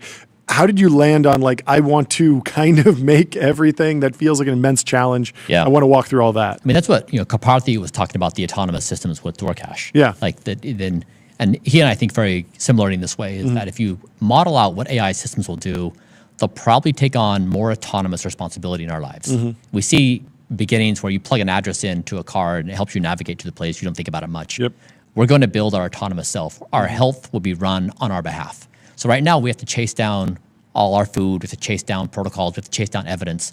But it's not going to be that in the future. It will be that it will just be run for us. And as we get measurement that's more high fidelity. So Blueprint is basically, we're saying, we are going to build your autonomous system of health, and we're going to ride the breakthroughs of science so that as we make better progress in lowering the speed of aging and reversing aging damage, you can just say, I'm in, and I'm going to ride with you. And so we're going to try to be on the very, very forefront to help people have the best possible health. And so we're just building out autonomous health systems. Yeah, that feels like super valuable just from the consumer experience of like I'm delegating all of that hassle. I know basically if I buy one from one brand, it's all aligned with one philosophy, which is great.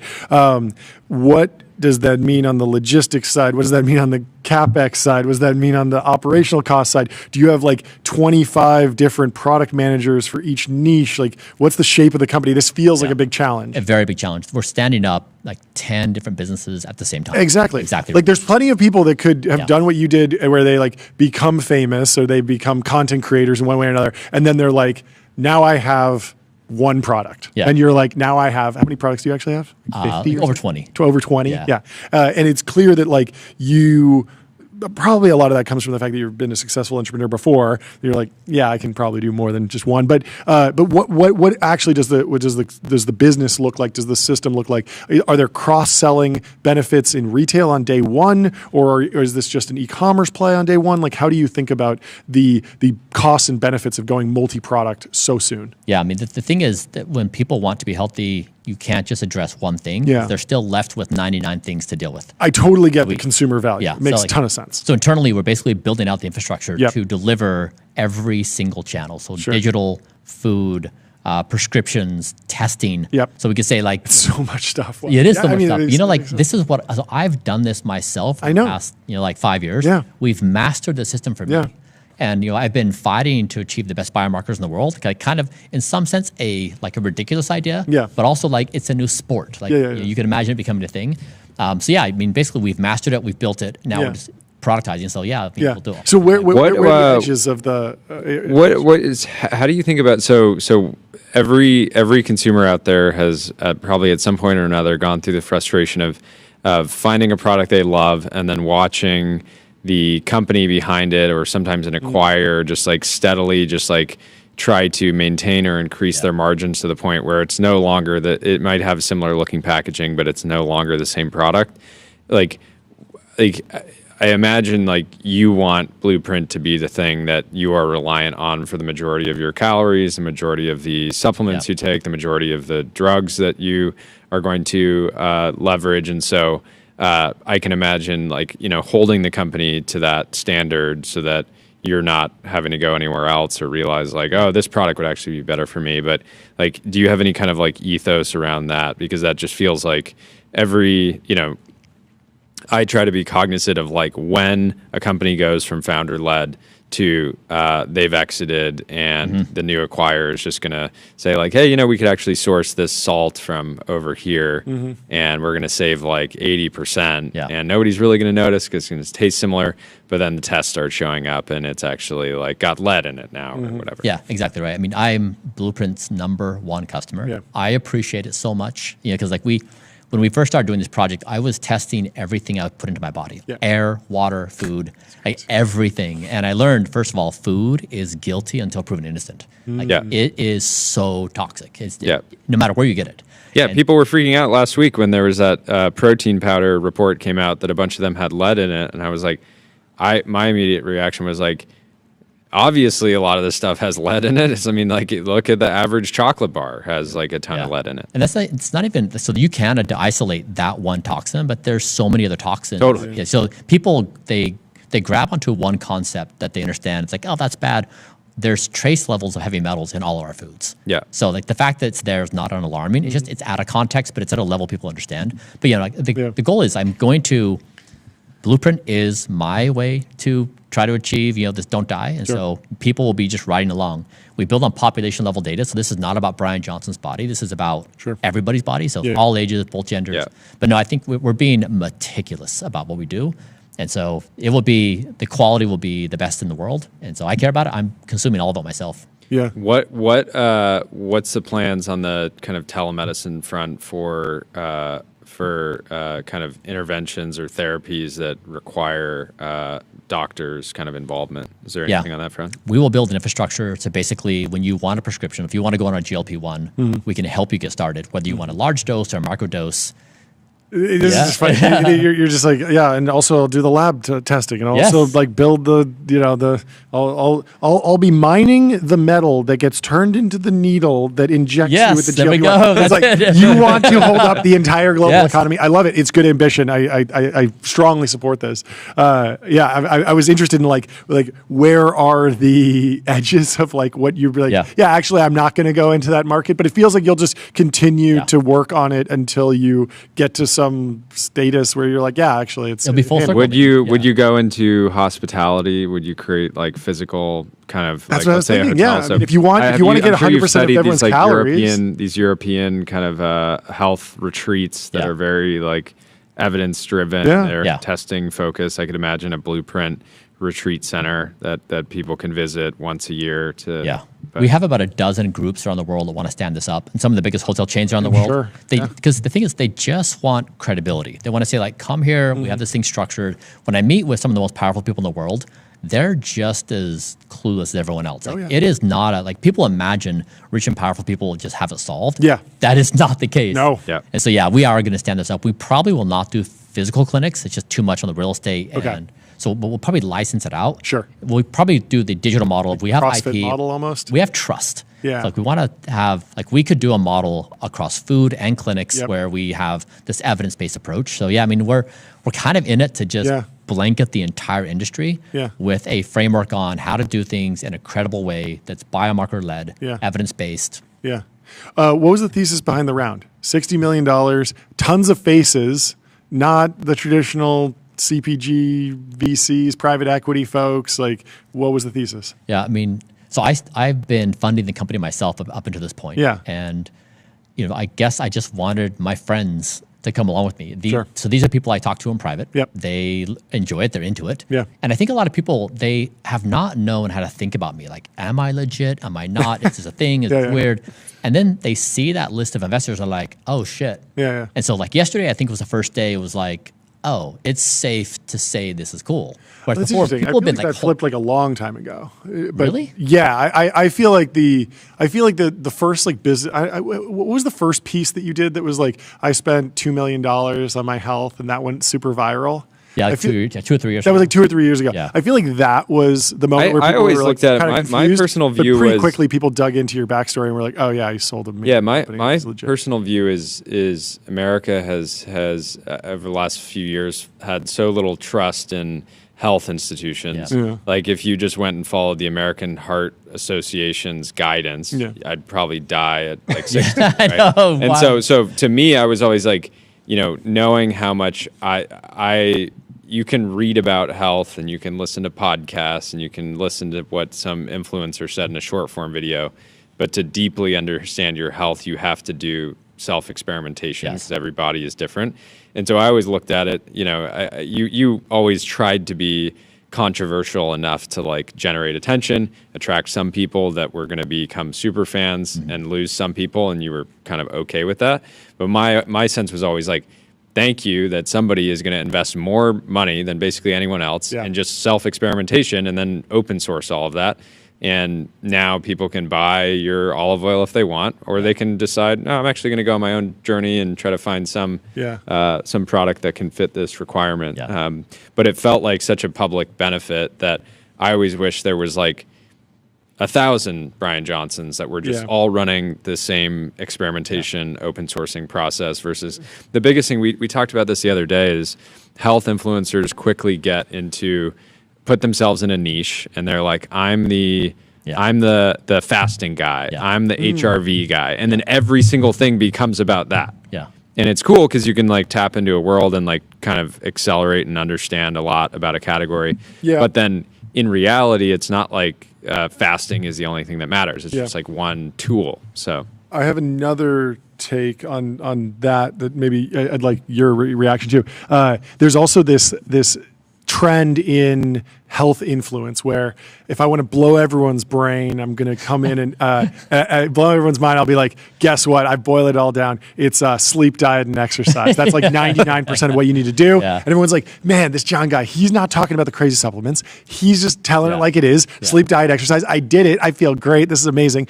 And then after I've made, 1 hour of content every week for 5 years on sleep, diet, and exercise, I'm like, you know what? Let's actually talk about like the 17th piece of magnesium you should take, or like the thing that's, it is beneficial, but it's 0.001%. Yeah. And it's still interesting, but it's not going to have the power law effect of like actually start working out or like actually get sleep. And so do you wrestle with that? Do you feel like you have to go back to the basics sometimes, or do you think that there's actually, maybe that's not even a reasonable critique? Yeah, I mean, I think that the thing that most people struggle with is doing things they don't want to do. Mm-hmm. Like they don't want to overeat. Yeah. They don't want to eat a pint of ice cream. Yeah. Like they don't want to drink, so Yeah. those things are really the highest leverage interventions. It's like it's behavioral. Yeah. And so yes, you can say sleep, that exercise, but you get deep and you then uncover that our American society is one of addiction. Sure. Like the American powers of capitalism have been pointed at getting people to be addicted on food, right? Sugar, nicotine, porn, junk food, like all of it. And so this is, if you look at, just from a broad perspective, you begin on Western thought with Plato, Aristotle, Christianity, medieval times, Renaissance, Enlightenment, and modern scientific era. Yeah. Like you look at these big frames, we're due for a major shift. And right now we're at the tail end. This is like kind of a Dalio kind of thought process of like these big macro trends. Yeah. We're at the end, and right now, capitalism was for solving scarcity. We're now compulsive.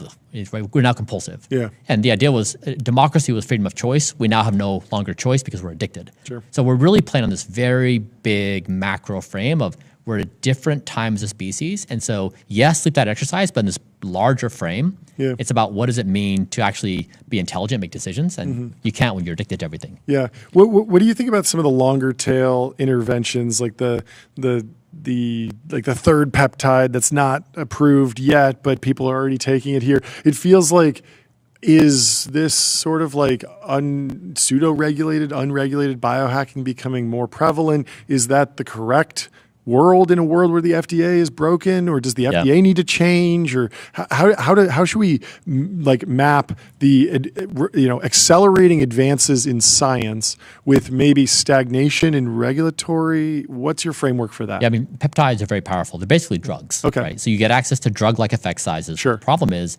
peptides are oftentimes not manufactured to spec, and so you have risks of like putting stuff in your body that you shouldn't be putting in your body. And then also, like they could have lead in them, just like your chocolate bar and could a have bunch lead. of other stuff. Same with stem cells. So like there's a real quality problem. Yeah. The other problem is peptides. A lot of peptides are not fully well characterized. So typically drugs, you say like, you can do this thing, but also here's a long list of side effects. Yeah. And that's nice because it's like, okay, at least I know what the trade-off space is. Yeah. With these peptides, you don't have the characterization. Okay. And so it's a bigger risk that people experiment. You see a lot of this in bodybuilding. Now you have biohackers doing it. Sure. So it's fine. It's just, you have to understand it's the wild, wild west. Sure. That may be your game. It may not, but like it's definitely, you want to be cautious. Sure. It's not like it's a safe path. But then there's other things like, you start with the highest level of evidence. Sauna is great.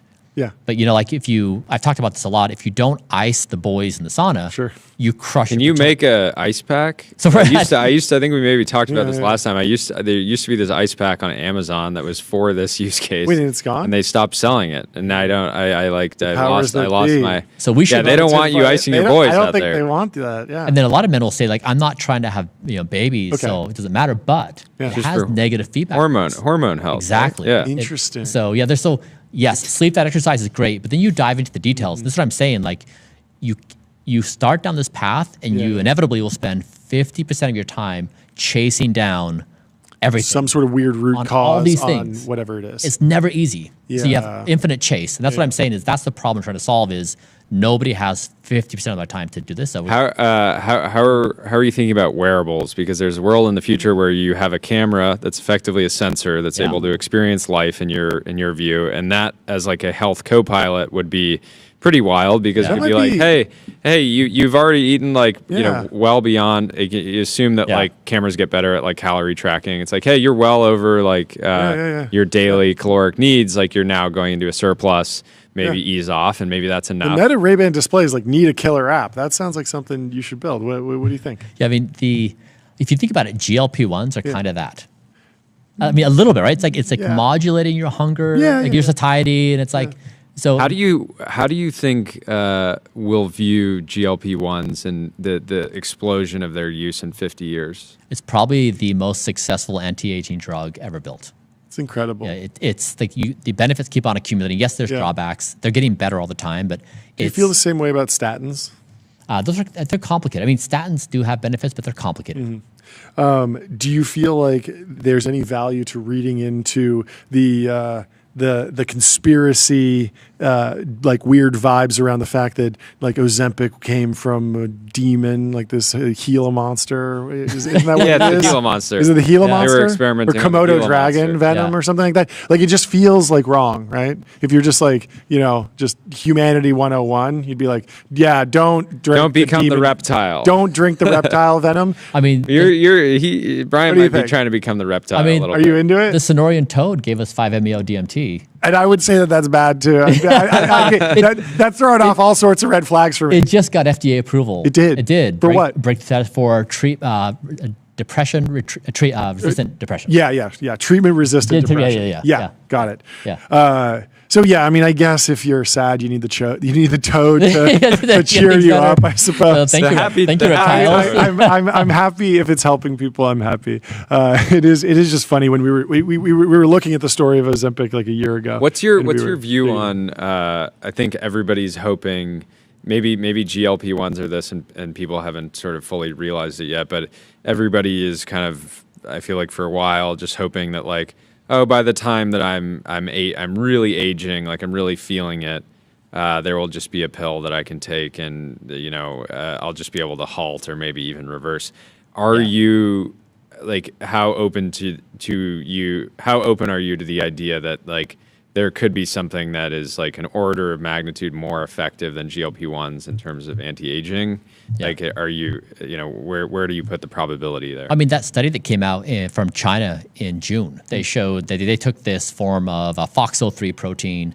They used CRISPR. They put it in a mesenchymal stem cell and delivered it via intravenous treatment. It had a biological equivalent for human anti. So this was in monkeys. It had a 3 to 5 year age reversal in over 50% of the tissues, which is unseen. And then for a human equivalent, that'd be like 9 to 15 years roughly. So these demonstrations are being done. I think we'll probably, I was going to actually figure this out. You know, the hype cycle where you Gartner hype cycle. Exactly. Yeah, trough of disillusionment, plateau of productivity. I was going to model this out this week. Yes. Try to figure out, because I think we're probably going to hit peak in something like GLP-1s or something? 2032, ish. Okay. Okay, we got some time. We're still going on. A few things will hit and people will be like, it's here. And then, and people will think that they're going to live forever. And then there will be a crash and be like, oh, actually, there's still more problems to solve. Exactly. Then 2035, 2037, people are like, oh, man, it's not solving this or that, or we have these complications. Then maybe early 2040s, people are like, actually, we got this. Something like that. I saw some post a long time ago. Do you get crazy inbound from mad scientists all over the world that are like, hey, I made this thing. I was talking with ChatGPT for 50 hours over the last week, and I figured out, let me come inject you. When I was building kernel with this brain interface, I would get all these emails that people are like, I've been implanted by the government. Oh, right? Wow. That would come in. But now, yes, I do. I get, I don't know, maybe 7 to 10 a day. Whoa, that's a lot. Are people offering you experimental? I've discovered the quantum realm and how how sick. Yes, it's wild. People are excited about this topic. Maybe some toads involved in that one. That's funny. Yeah, I remember seeing this post a while back. I don't know if you remember it better than I do, but it was basically looking at the distribution of lifespans is not there's not just a single power law where everyone falls off at like 90. Like you would expect if it was just a normal power law that we would get a couple 150 and like one 200-year-old person. But in fact, there are like this double exponential effect. Yeah. And so maybe that's kind of what happens where maybe we solve one of them, but then we still are at this like, exponential fall off in longevity. But even unlocking like one person at 200 would be amazing. Yeah. There was this interesting paper that came out of Levin. So he said his theory after running this model was that basically after we reproduce, our cells lose purpose. Like our cells don't have a unifying objective. Yeah. So they just like aging, it's just like we just don't know what to do. Interesting. And so if his model is correct, like biology needs don't die. Like they actually need an objective at a macro scale, like at our level of cognition, but also at a cellular level. But I think like these are the kinds of experiments people are doing of like what is the underlying incentive structure of biology? Why do we age? Why do we not age in certain parts of our life? Yeah. Why do we have protective mechanisms? Why do some species regenerate? So I think it's this really exciting frontier where our ideas now of aging are beginning to crack open a little bit and expanding our horizons of like how do we think about time? Yeah. And I mean, we talked about this last time you were on about Warren Buffett, Charlie Munger, not particularly famous for their biohacking, but incredibly resilient. Like a life well lived.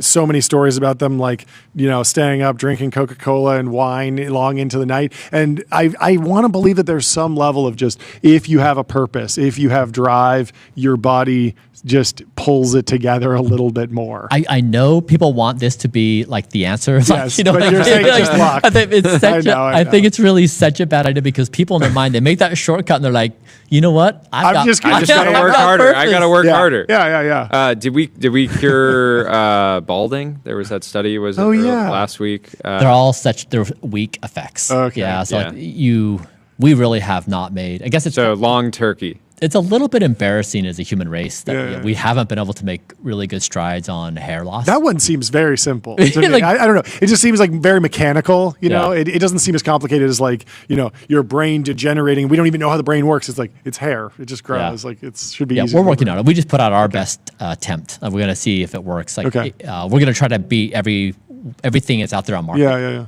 We'll see. How important is like cosmetic intervention to the blueprint plan? Like, because you could imagine a world where people say, make me live forever, but I don't care about wrinkles and hair because unless it's going to help me actually live longer, why bother? I mean, the thing is, don't die is really be hot. Like what? like what? Every supplement company, every company in health, you're ultimately selling at the end of the day. And I think this is brilliant from a business perspective. Yeah. But does it make sense in terms of the science? Like, does it take something out? Like being hot is good science. Like if you look youthful and vibrant, your skin is nice, and like you have a lot of energy. So I think be hot is legit the path for this. Okay. Yeah, that be makes hot, sense. don't die. Have a six-pack. How do you think about longevity in the business? If you look at the D2C bubble, there was a lot of companies that raised similar amount of money and are no longer with us. I imagine you care a lot about just making sure that don't die and Blueprint survive decades, and I'm sure that's informing the way you're building. This is like the internet comes about, Google sets up shop and rides that tailwind. Amazon sets up shop on commerce, right? Like basically, somebody's going to set up shop in longevity and ride a multi-trillion-dollar ride. Sure. So that's what we're trying to do. Is we're trying to just be home base, win the early innings of longevity, and then ride for the multi-trillion-dollar market. Yeah. Do you think there's a lot of I imagine M&A will be pretty important to your strategy. Really? There's a lot of companies. I mean, I just view there's a lot of companies that are important that are like single product or for specific use cases that don't really necessarily need or shouldn't be because like if you're a Blueprint customer, maybe you need it once every 3 years, but that means it could be harder to actually build a business around, but it would slot in. You nailed it. So basically, if you look at the landscape in health right now, nothing is proprietary. You've got wearables from all these different providers. You have food from different providers. You have biomarkers. Like nothing's proprietary. Yeah. And so the winner's going to have to outcompete everybody and bringing an experience to the customer that is sensible and practical and make So I think that's where the competition is going to be because this is like the days when I was building a Braintree Venmo. is it was commoditized. Like you're all in the Visa, MasterCard, Amex, Discover stack, and you have to build something unique. And then Braintree and Stripe just collapsed the market. Yeah. How do you think about? Now I want to hear the story of the Venmo acquisition. How did that happen? Yeah, they built up so people in payments. It was very clear PayPal was the only company making money. Okay. Because they had both sides of the market. Sure. They got lucky because they got into eBay. Yeah. They built the consumer side, but then they had the merchant side too. Because otherwise, if you just offer it to merchants, your margins are pretty low. Sure. Right? You're making whatever, 20, 50 basis points, something like that. And so everybody was going after PayPal, trying to build a two-sided marketplace. And that took a lot of capital. It's very hard to build from scratch. And so I said, okay, I'm going to build the merchant side of the business first, and then I'm going to acquire the consumer side. I said this when I started the company. So we got customers like Airbnb, Uber, GitHub. We got all the Gen Z people, and then Venmo had done a fantastic job building out consumer side. And we could then marry those two demographics, and we just like, perfect. And so, so they had built a great business, but they hadn't solved making money. Okay. When they plugged into our world, we bought them for $26.2 million. Yeah. Yeah. How much of that was like not making money because of fraud? I hear that like a lot of fintech companies, like they actually have something where the unit economics should work, but it's always crazy in the early days. So you hear the story about PayPal where PayPal was losing tons of money, but it was only because of fraud. The actual business, when it wasn't fraudulent, made sense. But then once you get to scale, you can do the anti-fraud properly. Yeah, exactly. Was that something that you were problem solving around? It's very hard again because you're doing peer-to-peer, and typically you have like illicit purposes primarily as your driver, and so it's a very hard problem. So as a standalone, it's hard for them to make sense because if you stack on a fee when you're paying your buddy, it's hard. There's friction in the adoption. Yeah. So you have to kind of speed run adoption and then make money later. Yep. But there was no good make money later problem. But it becomes like do you think? Big cash sink. Do you? I was running. I think it was a shower thought. I was like, okay, there's so much capital sloshing around the private markets. It's been interesting that we haven't seen more people like try to take on Stripe. I don't know if it's. I don't know. I'd be curious from your point of view. At what point will people even try to climb that mountain? It's very unlikely. They've done such a great job executing. I sold Braintree in 2013, so they've been building 12 years since. They've done such a good job making that airtight. Yeah, they're just great. Yeah, this is the thing is like you can't come in and make a 10x better product. Like Amazon locked commerce, so you of course can build your e-commerce business on Shopify, but at a scale, I mean, Amazon has just kind of owned that entire thing. It's very hard to replicate that. Yeah. So that's our goal too. Is we're basically trying to do that for longevity. Is once you collapse the entire space, it's very hard to get in. Okay, we got a lightning round. Favorite book, or just a book recommendation, something you read recently that you like. I just finished The History of the Western Mind, going through all of Western thought. Oh, cool. Favorite music? What's in your? You know, I have such a soft spot for Eminem. When I was depressed, he was the only artist that I could feel. Okay, love it. Wow. When will humanity develop AGI?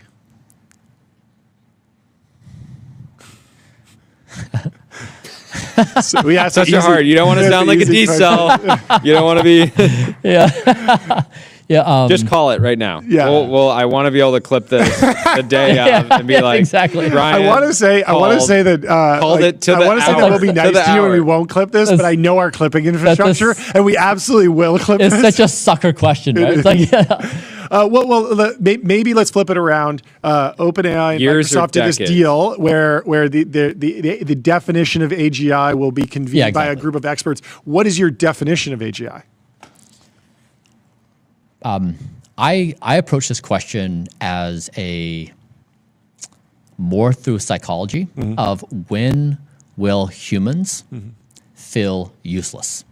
Feel useless. Yes, like our entire identity is based upon like we do things, we contribute, we build. Yes. And now AI is a tool, like we feel more productive with it. Yes. At what point will it do everything so well, you feel this deep hole in your stomach of like, what do I do? So what if, the weird thing is like, computers are incredible at chess, yet people play chess for fun and at the professional level because humans I guess they're anti-clanker and they like watching humans play chess. And if we can solve that for everyone so that everyone has some sort of, even like in this AGI world where there's no more real jobs, there's no more actual, okay, you need to produce something for food or, livability. Everything is just for fun or for games and for status. And it's all about, I wasn't Andre Karpathy saying you go to the gym and you'll learn in the future. Yeah. And I wonder, like, if your definition is once that breaks down, that feels really far. Exactly. So but I like that. I like that. People look forward to retirement. Like retirement is a goal. It's an ideal. It's like we're going to get an RV. We're going to cruise the country. And then they retire. They're like, this sucks. Like there's not the tension. Never retire. So if we imagine we're going to like learn and we're going to like do yoga all day and paint but like if there's not the tension of the stress and of real life, like do we really want to be on vacation all the time? Do we want to be at leisure? Like so that's my what I think about is when that happens, that's a pretty unnerving situation because humans don't do well with that uncertainty. Yeah. And then our systems have to respond. So like that's what I really think about all day every day. Everyone in the end is just going to be competing on biomarkers. It's going to be the final. It's going to be the final status might game. Be. This is the final game. It might be. The final. That aligns with Karpathy's take. Last lightning round question, and then I want you to ring the gong. Favorite vacation spot? Where would you go? Redwood Forest. Redwood Forest. I love redwood. Yeah. Staying in California? Yeah, I love redwoods. Let's go. Right, like there. This is John. There's John. I love California. You don't need to go to Europe. I love America. You don't need to get all the radiation on the plane. Yeah. Just stay here. They're like such beautiful, majestic creatures, and they live a long time. They live a long time. It's very on brand for you. I love it. Congratulations on the round, $60 million. Fantastic progress. I'd love for you to ring that gong, and I'd love for you to ring it at a decibel level that you feel is appropriate for hearing. We don't want to. You know, actually, let me. Can you teach us? Yeah, let me pull out my decibel meter. Do we have my phone? Let's make sure we get this. Yes, let's bring over. We don't want to be over 80 decibels. Okay, yes, because we do have IEM, so it is a little bit of hearing protection. But I would love to know. You feel free to take as many swings as you need. But I'd love to know. What an 80 decibel ring sounds like. So I recently I measured my ears. My left ear is 64, so I have mild to moderate hearing loss. Oh, really? Which substantially increases your risk of dementia. Oh, whoa. So because you're going crazy because you don't perceive reality properly. Your brain's missing all these signals. Wow, that's crazy. Our society is makes so much sense. built for hearing loss, like concerts, social gatherings, restaurants. So I would suggest everyone get a hearing test. Yeah. I just got hearing aids. Okay. So all right. Oh, okay. Cool. Here we go. Yeah. Hit that gong at a longevity approved level. Let's hear it. Okay, what are we at? How are we doing? 90? Okay, so about that level. If we go any higher, we're going to need... Just a tad. Yeah. Just a tad. There we go. We got the Brian sweet spot. Johnson approved gong hit. You heard it here. I bet everyone in the chat is like, oh, finally. Because that's money shot. We smacked that thing so loud. Fortunately, we... Dude, do you have tinnitus? No, I don't. Okay. Fortunately, but I do. Oh, you do? I've had it since I was my Coachella era. This is the thing. Yeah. Wow. Now I don't go to concerts at all. I don't pay to stand in crowds and lines. But I do. I specifically recall, or I believe I know the exact weekend that it started. Man, is it a pretty significant thing in your life? No, I zone it out. But if I take I've adapted to not hearing it. Yeah. But if every probably few times a week, I'll be in a really quiet space and realize that I have constant ringing. Have you looked into hearing aids? No. Yeah. Maybe I should. Yeah. So I just got the Oticon Intense. Yeah. Okay, and that increases you're not wearing them right now. Not right now, yeah. But you've been testing them out. Yeah, exactly. I'm so sad. I was running out the door and I forgot them. Yeah. So I just finished my morning routine. So I'm so sad. But I've only had them for a week. They have substantially improved my life. Wow. Yeah. Wow. Cool. Well, this conversation has substantially improved my life. Yeah, you guys, this is fun. This is great. Yeah. On the show, this is fantastic. Good to see you. Congratulations. Yeah. And we will talk Come back to you again soon. Soon, we have our next guest in the Restream waiting room. But first, let me tell you about Profound. Get your brand mentioned in ChatGPT. Reach millions of consumers who are using AI to discover new products and brands. And we have Nathan Mintz from CX2 in the TBPN Ultradome. Nathan, how are you doing? Boom. Wonderful, wonderful. It's sunny and about 75 degrees outside here in East El Segundo. I love it. We're doing great. It's been too long since we caught up. There's nothing like pulling open the weather app in California, and it's the best. 10 days straight of sunny and 75, and we're lucky to have that pretty much year-round. I like all almost makes the taxes tolerable. Exactly. I like all the traditional press printouts behind you. We need to send you some physical memorabilia, screenshots from your TBPN appearances, since this is your second one. But give us the update. What's new in your world? Yeah, so CX2, we've been turning and burning. We pretty much been racking up the frequent flyer miles, going to multiple exercises this year. I think we're about to go to number 8 next week. Wow. And one of the things we realized as we go around and we talk to leaders and we talk to the warfighters and stuff is that there's kind of a nebulous understanding of the nature of the problem that we're facing. Mm-hmm. So we decided to get together with some of the most knowledgeable warfighters we know, along with our experts here, and really write it down in booklet form as the Spectrum Imperative. And if you go to our website, cx2.com, there's a big banner where you can try and type in spectrumimperative.com. I'm not the best speller, so I would just go to our website and then go from there.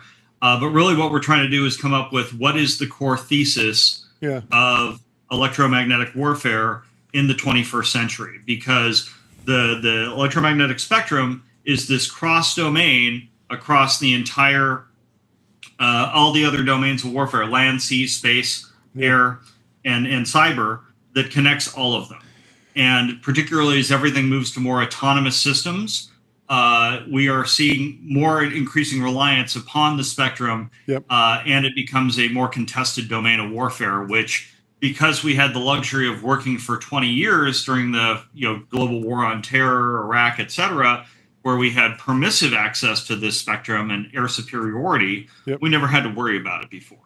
And now it's something that, as we're seeing every day in Ukraine, when it's heavily contested, our ability to have air superiority, air dominance, or really to maneuver on in other domains is severely impeded by it. Can you help me synthesize Palmer Luckey's latest soundbite around America as the world's arms dealer as opposed to the world police? This idea that American defense technology companies will be building products that America basically sells or deploys to other countries. Like, what does that look like in Ukraine for you, in Taiwan, in the Middle East? How is that different than America, the world police, where you're designing a system that's ultimately used by American boots on the ground?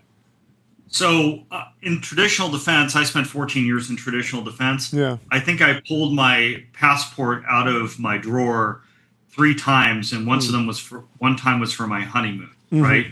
Versus in the last 5 years that I've been involved with new defense, I think I've been abroad 6 or 7 times, right? So that kind of gives you an idea. Actually, the last year, I think I've been abroad 4 or 5 times. So where we're going, now it's much more common for us to go visit the warfighter up in the battlefield and understand their situation and try and figure out how we can adapt what we're building to go along with them. And I think that's what Palmer's referring to is how do we, work alongside our allies. This is actually one of our talking points within the Spectrum Imperative, is that we need to be more integrated with our allies from a spectrum standpoint. We have to be compatible with their radio systems, compatible with their sensor systems, compatible with their command and control systems, and that's a huge part of the Spectrum Imperative. So I think that's what Palmer's really referring to, is how do we get them to work with us to buy what the gaps in their capabilities or build them indigenously. There's a lot of talk about factories at the edge or forward-leaning supply chains to deal with contested logistics. That's kind of I think the direction where Palmer's going. What is the latest update on what's going on in Ukraine? It feels like it's fast becoming a forever war, unfortunately. At the same time, I've been hearing new updates on drones with fiber optic cables to avoid, the problems of electronic and magnetic warfare, right? Like what's the state of the conflict, and then what's actually on the cutting edge of what the various militaries are using?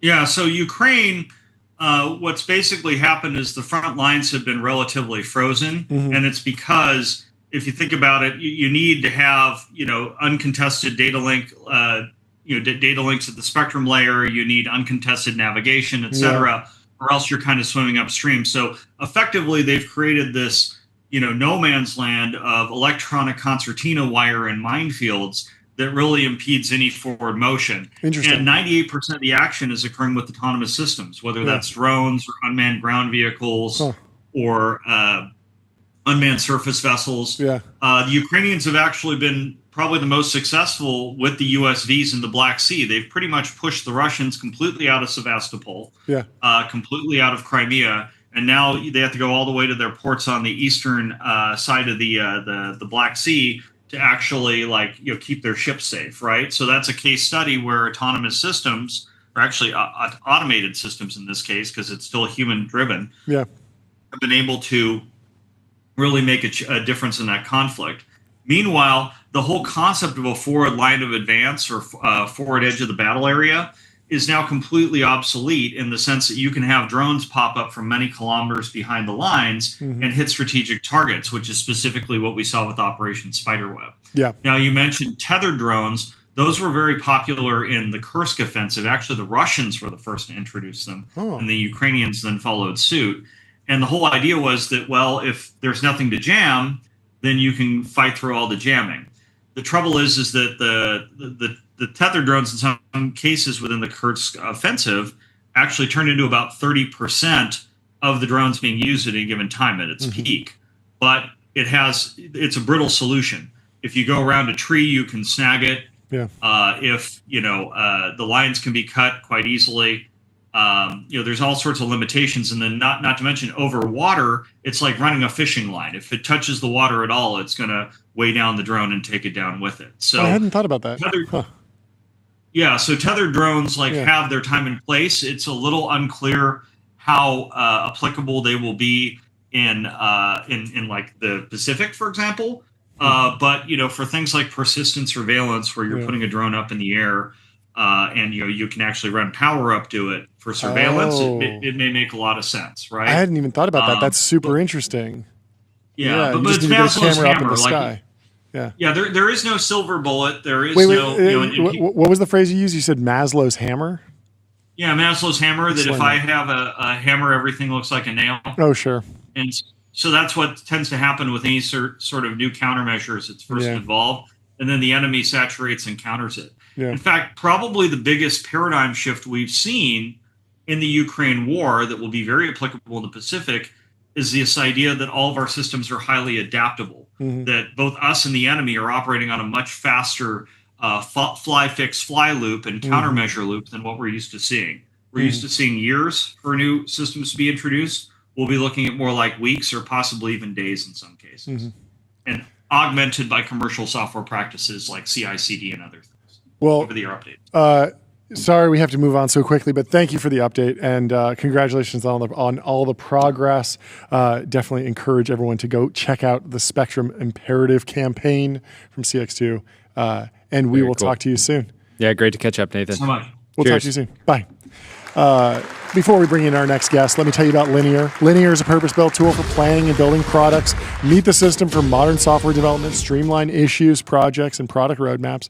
Our next guest is James Proud from Substrate. Welcome to the show. James, how are you doing? Suited up. Love it. Thank you for having me, guys. It's an honor. You look fantastic. Please introduce yourself, give us a little bit of the backstory, and then tell us the general overview of the company, what you're building, and where it's positioned in the supply chain of the semiconductor industry. Sure. I think quite simply what we're doing is a bet that America can do hard things again. Yeah. And that if it's important enough, then we can go and do it. Yeah. It's not a question of whether we can or not. And I think when it comes to advanced chips, I think we all know and we all believe this is certainly important enough.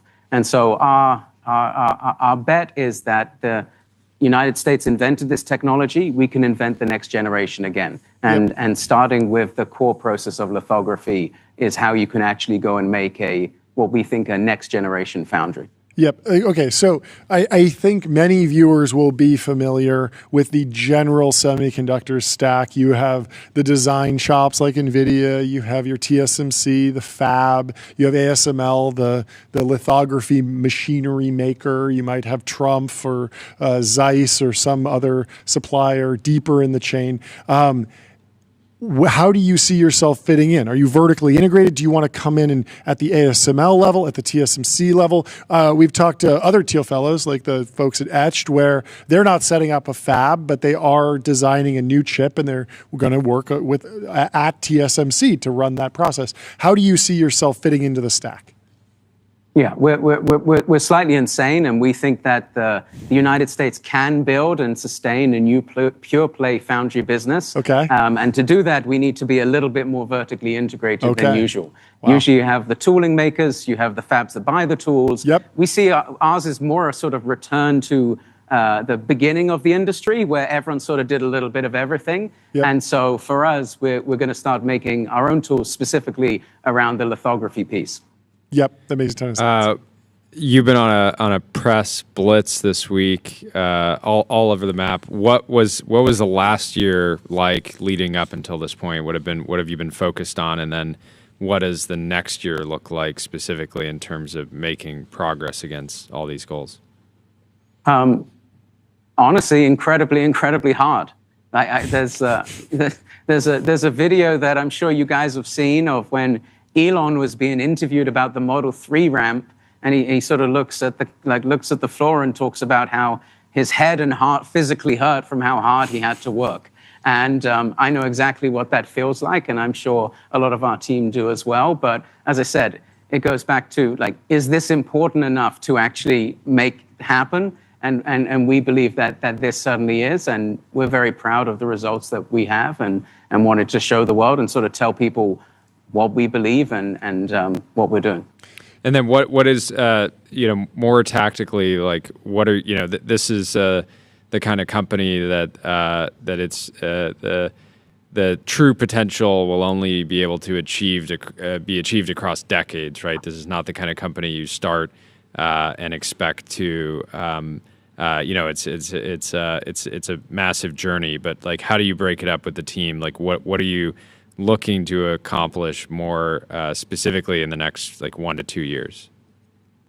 Well, moving quickly, I think, is sort of one of the key important parts of this. I think that this 10 years from now is far less important for the United States 2, 3, 4 from now. And so our goal is in 2028 to actually have a facility constructed and be running wafers. And so one of the reasons why we're coming out publicly is it's going to be very hard to start building big particle accelerators, big clean rooms in secret. And so the goal is we start doing that very quickly and sprint to 28.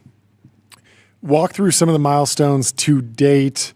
Do you have to come up with new ways to etch chips essentially because of IP, or do you need to do a bunch of licensing deals? Is a big piece of the equation for the last year been marshaling capital and then placing orders to buy equipment and build up a facility? There's so many different ways that the business could take shape if the general goal is let's build a fab in America. I can imagine a bunch of different ways to solve that, but how did you go about solving it?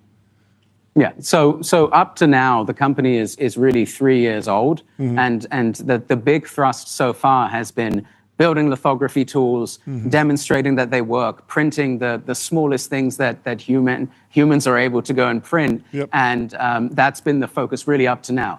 And in terms of what kind of tool, the IP and the like, our focus has been how do you reduce cost and complexity? And so all of the design choices we've made have been driven by that. And really EUV and the tools that exist today, these are modern miracles. Yeah. These things are incredible. The engineering, incredible. Yeah. But the choices were made in the really the 90s and took a while to scale up. Got it. Our approach has been on the lithography side if you were building a next generation lithography tool today, Yeah. would you make the same technical choices?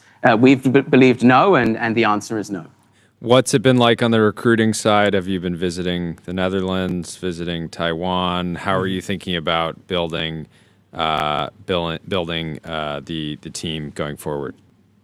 Yeah. As I sort of said at the start, like this has been primarily, it sounds very simplistic, but a bet on the United States, a bet that we still have the best engineers, the best scientists, the best national labs. Like if you look at the history of semiconductors, this was all invented by the United States. Transistors, CMOS, FinFET, EUV, like American companies, usually maybe, it's basically been IBM and Intel that invented all of that stuff. And so like the bet is that we have the people, we have the talent. It's just, can we actually have a new direction? And so that's been the work that we've done. And so predominantly we've been recruiting from American companies, US national labs, so all here. Yeah, that's why America can do things like the CHIPS Act and can restrict the way ASML equipment moves to China because the IP was developed here in America. So even if it's changed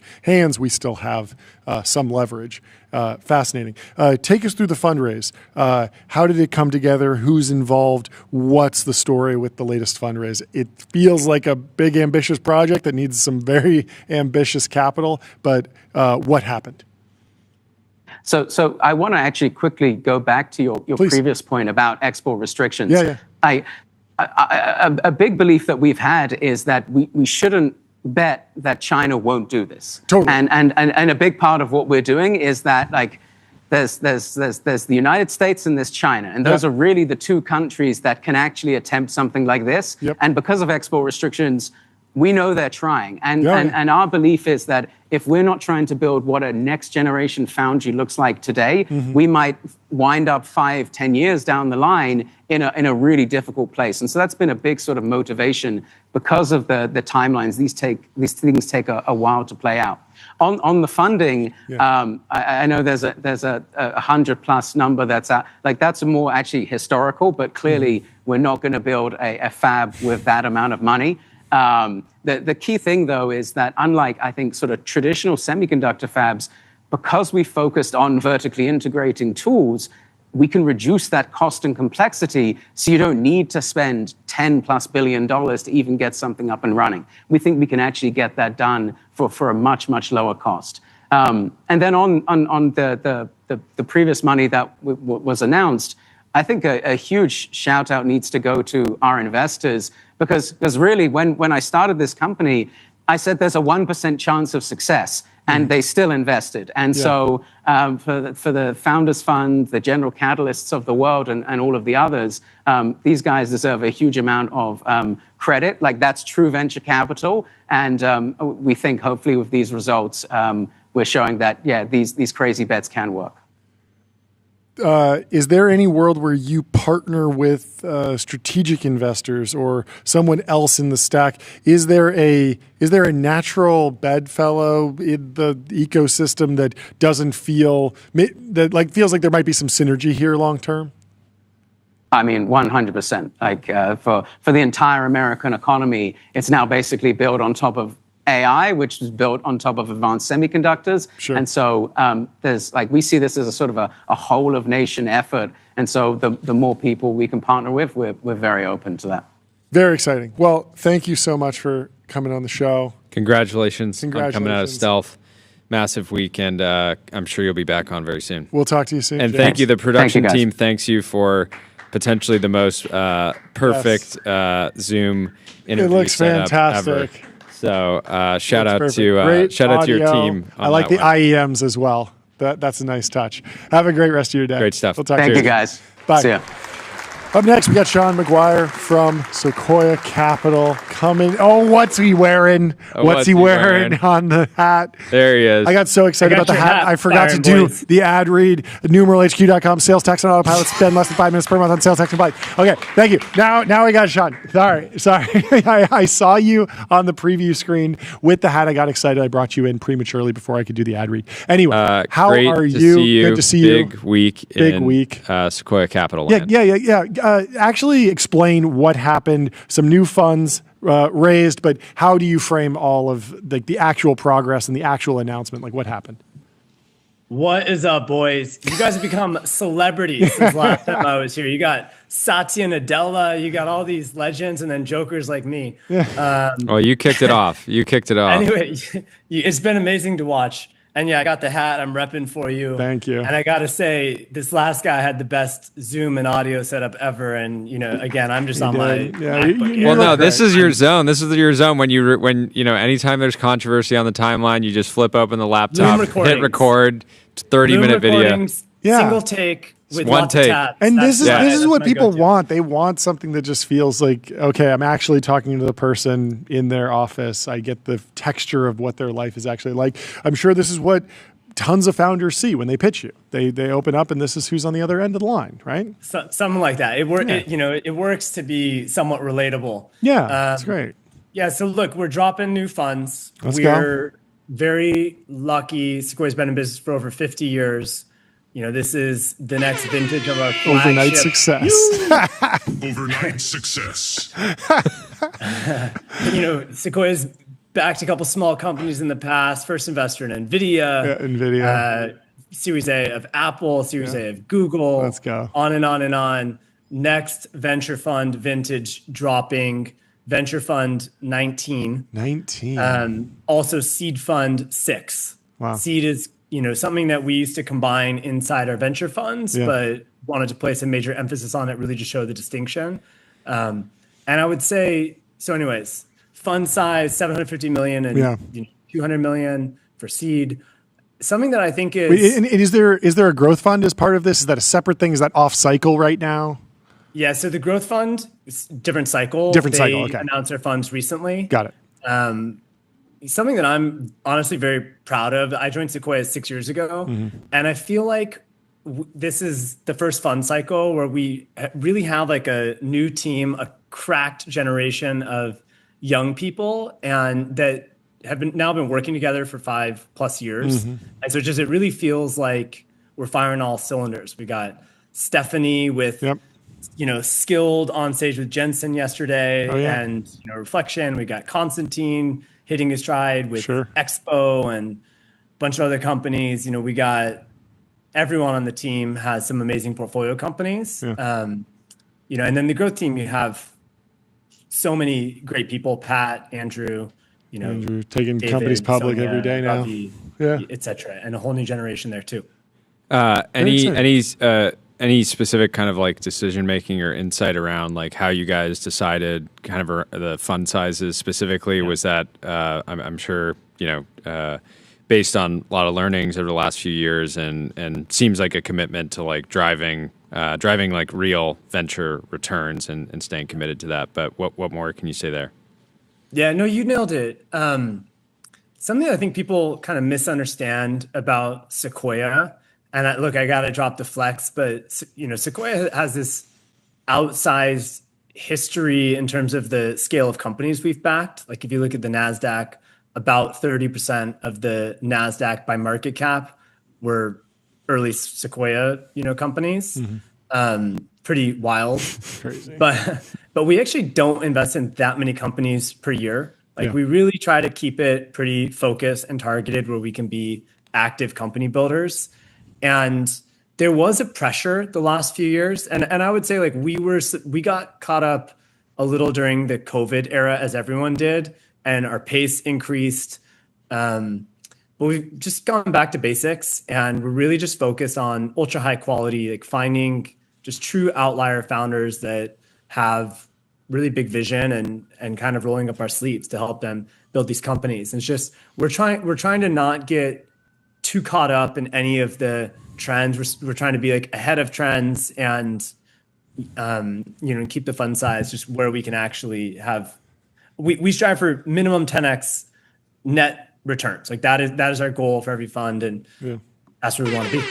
What about actual team structure, team size? Has there been any evolution in the thought process around how large the partnership is, how large the support structure is, the back office, how all of that fits together? Is there anything that's structurally changing, or do you see it as like kind of just a slight evolution of the same plan?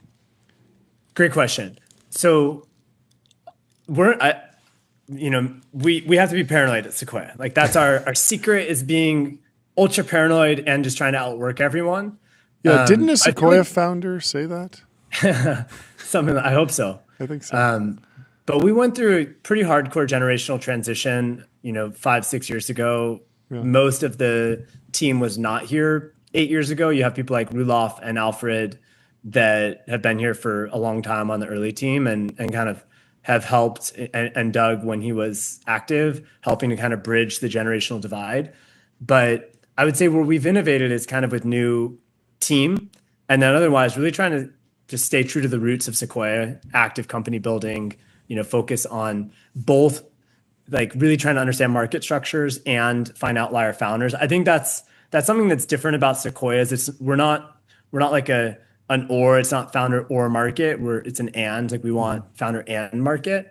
In terms of everything else, I would actually say we've almost gone back to basics a little bit more. Like, we have a wonderful operating team, and that's something that, we built up over the last 5 or 6 years, but we've basically kept it pretty steady in terms of size. Like we feel good about where everything is, and now we just need to execute. Okay. Defend the venture capitalist, because I'm going to make the argument that the venture capitalist, not Sequoia in particular, but venture capitalist, an entire category is cooked, chopped, destroyed. It's over. The game's over. Agreed. And here's my thesis. What was Rolof's quote the other day? Yeah. It's not an asset class. He said venture capital is not an asset class, which yes. I 100% agree with. It was a great quote. He said it's a reward-free risk. It's a reward-free risk. That's a great quote. But specifically, I want you to address this kind of, maybe it's a headwind, maybe it's not. You tell me. There's this idea that you are a venture capitalist. You can see the future. You know that self-driving cars are coming, and your options are Waymo and Tesla. Like, you can't get venture exposure to that necessarily. You're excited about humanoid robotics. Well, Tesla's in that. You're excited about AI. Well, like, if you wanted to play, like, OpenAI took $1 billion from Microsoft, and all the VCs were getting in small slices. No one was able to build a 30% position in that company like they would have done in the previous era with a Facebook or with a Google. John was texting me last night joking. He's like, it's absolutely criminal that Satya didn't get carry on the OpenAI investment. Yeah, and I mean, I don't know your thesis on quantum computing. It feels very early. I led the Series A in IonQ, which is a public quantum computing company. Let's go. Okay. I did my PhD in the quantum information. So maybe that works. Yeah, maybe we need to go there. But it feels like there's also competition from big hyperscalers in that market as well. We need the Martin Shkreli, Sean McGuire debate on quantum. Oh yeah, so we definitely need that. I'm actually closer to Martin in a lot of the views. Yeah. So maybe it would be an agreement. Like the Martin Sean conversation rather than yeah. Okay, so let's table quantum particular in particular, and let's instead say how does venture capital play in a world where frontier technologies take $10 billion and 20 years to mature? Self-driving cars, AI, et cetera. Look, I think Rulof nailed it when he said that venture capital is not an asset class. Yeah. But we don't do it the way other people do, And granted, there's a couple funds I respect unbelievably deeply that have a lot in common with us. A couple. But look, there are only two other people I respect. There are two people I respect.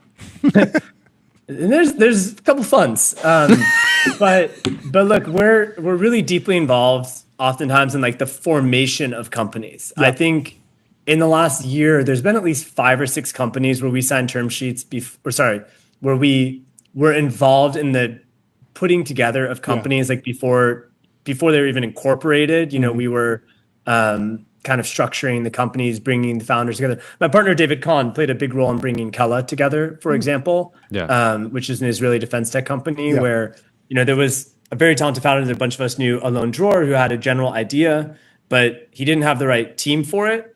And I would say his initial idea was wrong. And we helped him with the idea. And then David had a vision of bringing this woman, Hamutal Meridor. And that combination is magic. And I really, it's hard to explain how frequently we do that.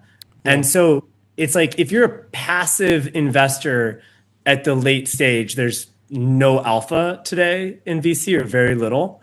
But that's just not the game we play. We're extremely active. I mean, my partner Jim Getz incubated Palo Alto networks. Yeah. You know, Ruloff both invested in YouTube with 3 people, and they worked in the Sequoia office in the beginning. And I mean, I can give you so many examples like this. And so we don't think of ourselves as just like an index on the basket. We're trying to like bend the arc on the asset class. And look, I'm going to give a shout out to Founders Fund. Like, they do this incredibly well. They've been incubating companies. They bring a founder mentality. Yeah. They're, you know, more passive. Later stage.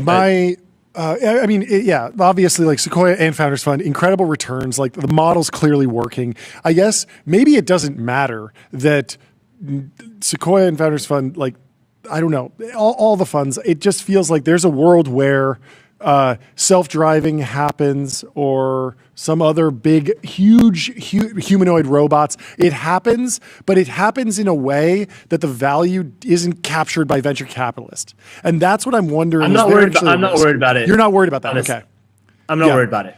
I think there will be a lot of value captured in the public markets. You know, like one of the best, you know, trades you can make in AI the last 5 years was obviously just buying NVIDIA. Yeah. The same was true with crypto, though. Like, you could just buy Bitcoin. You know, buying Bitcoin outperformed basically every crypto investment. Yeah. But Coinbase was still an amazing investment. I think Bitcoin, like at almost every point in time, slightly outperformed Coinbase. Yeah.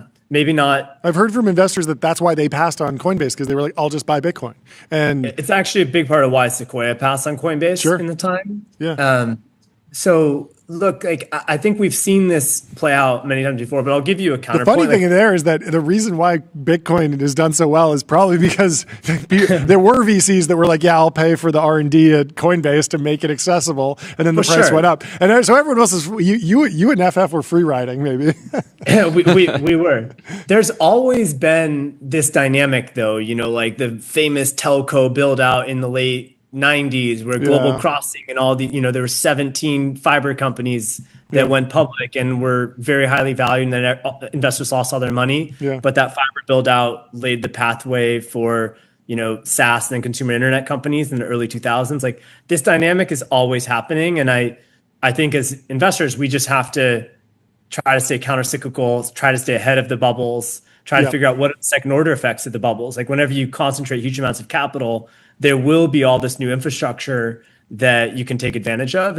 And so we're just, you know, like, defense tech is an area where we were not very active in before the war in Ukraine. And tragically, that war was a catalyst. And you have to identify, like, even though you have a catalyst, there's probably only a 6 to 12 month window where defense tech is non-obvious. And so, like, we made 3 or 4, I think, really good investments in that period, you know, like Neros, like Stark, like, you know, Kella a little after that.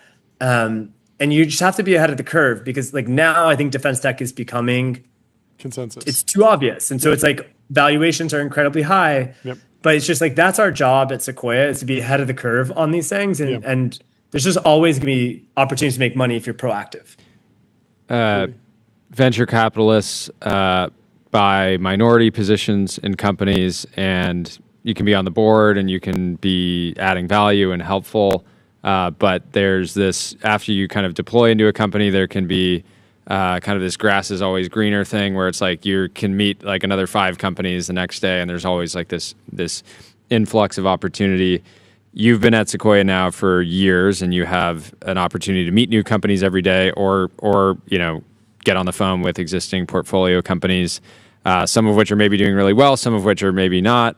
Like, I was curious if Sequoia like has any lessons throughout history of companies that like that you guys draw on, of companies that kind of like hit rough patches and people were maybe less excited about, but like found a way to have, get to another kind of inflection point, because I feel like you have 50 years of history. A lot of being a great firm is just remembering what made you great and having these sort of like lessons that are like IP effectively. Oh man, this is such an astute point. And look, I think this is one of the superpowers. I think Sequoia has a lot of superpowers. One is we just have this network. A lot of the founders we back were employees at, prior Sequoia portfolio companies. So there's that flywheel. There's like the institutional knowledge, moat. There's just like there's a customer moat where there's so many companies that, someone that bought Wiz early and it made them look really good as a CISO or CIO, like they're more likely to buy like Eon, the next infrastructure company. So there's all these moats, but or advantages. But on this one, incredibly astute point. Alfred Lin tells a story of how DoorDash really struggled to raise like at least 1 or 2 rounds of funding. I'm sure you remember like Uber was the hottest company in the world for a long time, and DoorDash was like number 3 or so in the space. It was really hard for them to raise. I think it was a Series C. I may be off by like maybe a Series B or D, but I think it was a Series C. He tells the story all the Postmates time. was pretty hot as well. And then Postmates was hot. There were a bunch of legacy platforms like Grubhub and companies 100%. that had been around before too. So it was a bloodbath. It was ultra competitive. Instacart Unit was also economics there. hadn't yet become positive. Yeah. They really struggled to raise the round. Airbnb, obviously, like Sequoia was the first investor or led the seed round. Sorry, not first investor. They did YC, but we invested $600,000 at like a $3 million valuation, and they went through some incredibly hard times. Even like during COVID. I mean, for them, I remember Alfred's updates. It was just unbelievably brutal period. It was like easy to give up on them, and that may sound crazy given the scale they're at today, but also with Elon, like SpaceX and Tesla were on the verge of death at multiple points. And when you have these experiences, like it really is an institutional knowledge, like, weapon. Yeah, because it's just not. It's way less. It's way less fun to jump on the phone with a portco that's like totally struggling, and they're going to say like, "Hey, we need a bridge, or can you introduce me to some more investors?" And it's like, well, it's not fun to introduce a company that's struggling to other investors, because it's way more fun to introduce a company that's ripping, because you're like, throwing a bone to them. I was curious to get a sense of like your activity in H1 of this year versus now. Have you picked up the pace? Have you slowed down at all? What's it been looking like? I'm embarrassed. I saw the data recently, like a few weeks ago, but I have so much going on, including a lot of Twitter drama, as you guys see, and I somehow I don't remember the exact pacing data, and so I don't want to be wrong. We're a registered investment advisor now, so these things are like we this get is like doubly hard when we're wrong. Every time you come on, I want to ask you about stuff that you can't talk about because of RIA. Yeah. And I don't care about whatever you're going viral for on Twitter. Can you talk about data centers in space? You're a Caltech PhD. Man. Do you understand it? Does it make sense to you? Am I Team Delian or am I Team data I wasn't centers? I wasn't gonna make it about that. You could be. You could comment on it at a more abstract layer. Level, but you're obviously a big space investor. This is something I've thought a lot about. Yeah. I mean, like for 15 years, I started a failed space launch company in 2007. So and this is an idea we actually thought a lot about. Look, I think the reality is no one really knows. Yeah. And actually, something I told Delian with Varda, like I passed on Varda in the early days, which I should have made the investment. And the way I describe it to Delian now is I think he had the right macro idea and the wrong micro idea. Yeah. And to unpack that, like the micro idea is they wanted to make ZB LAN, this like ultra pure, fiber optic cables. It's like, dude, we don't need ZB LAN in a world with Starlink. We're like, ZB LAN's good for long distance data movement. We're going to do it all with Starlink. The long distance data movement is going to happen in space with Starlink. And, but I think the macro idea of just building space infrastructure, building an incredible team, building, like learning how to build satellites. I think that their timing couldn't be better just in terms of what's going to happen to the space economy over the next 10 years on the back of SpaceX and Starship. Yep. And I think their ability to just concentrate talent and be in position to pounce when the opportunities come up is something that should not be underestimated. And so with these data center companies in space, there are two very real serious unknowns. One is like just the thermal properties. Dissipating heat in space is insanely hard. And anyone that says they figured it out right now, like they have not figured it out. They may figure it out and it's because you need a lot of surface area, right? There's basically there's like no thermal conductivity or very little of space as a medium, and so heat that leaves any unit area or whatever in space, it stays close to the satellite in space. And so you can move things around inside the satellite, but once heat leaves the satellite, it'll just heat up a little local pocket of space around you, and takes a very long time to dissipate away from the satellite.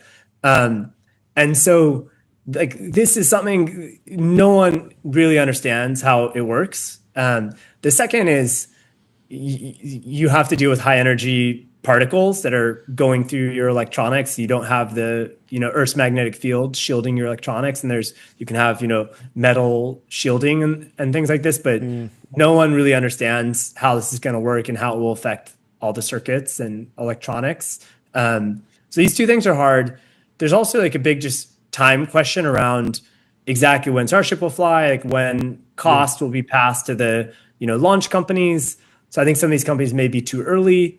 And look, I actually think I'm more Team Delling on the micro. Like I think he has the right points that there's a lot of things that are unsolved right now on the micro side of data centers in space.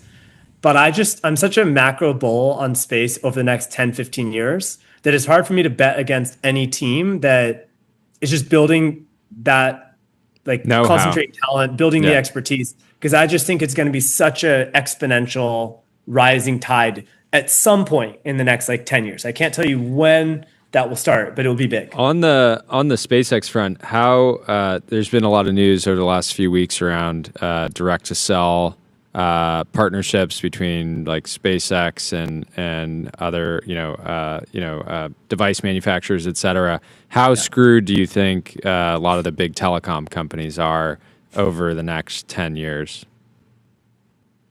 Look, I don't think they're screwed. I think that I think SpaceX is going to do unbelievably well. And I am maximum bull on direct to cell for SpaceX. But I think what happens, in the kind of most wild success scenario for SpaceX is providing 20, 30% of the world's mobile data in a decade or so. Yeah. But I think that the total mobile data consumption will be double at that point. So it's still a 70% net increase for all the existing telcos. Because this is just a fact of history. When a product gets better, people use it more. Yeah. And, when you have the ability, when you don't have dead zones in cell service, when you have 5G everywhere, Optimus is going to come online. Tesla cars are going to come online. People are going to be, when you have really good mobile connectivity from the car, you're going to be streaming instead of 1024p, you're going to be streaming 8K content from your car while it's driving you. And so I think it's going to be one of these things where rising tides lift all boats, but I would not underestimate how big of a deal it's going to be for SpaceX. Yeah.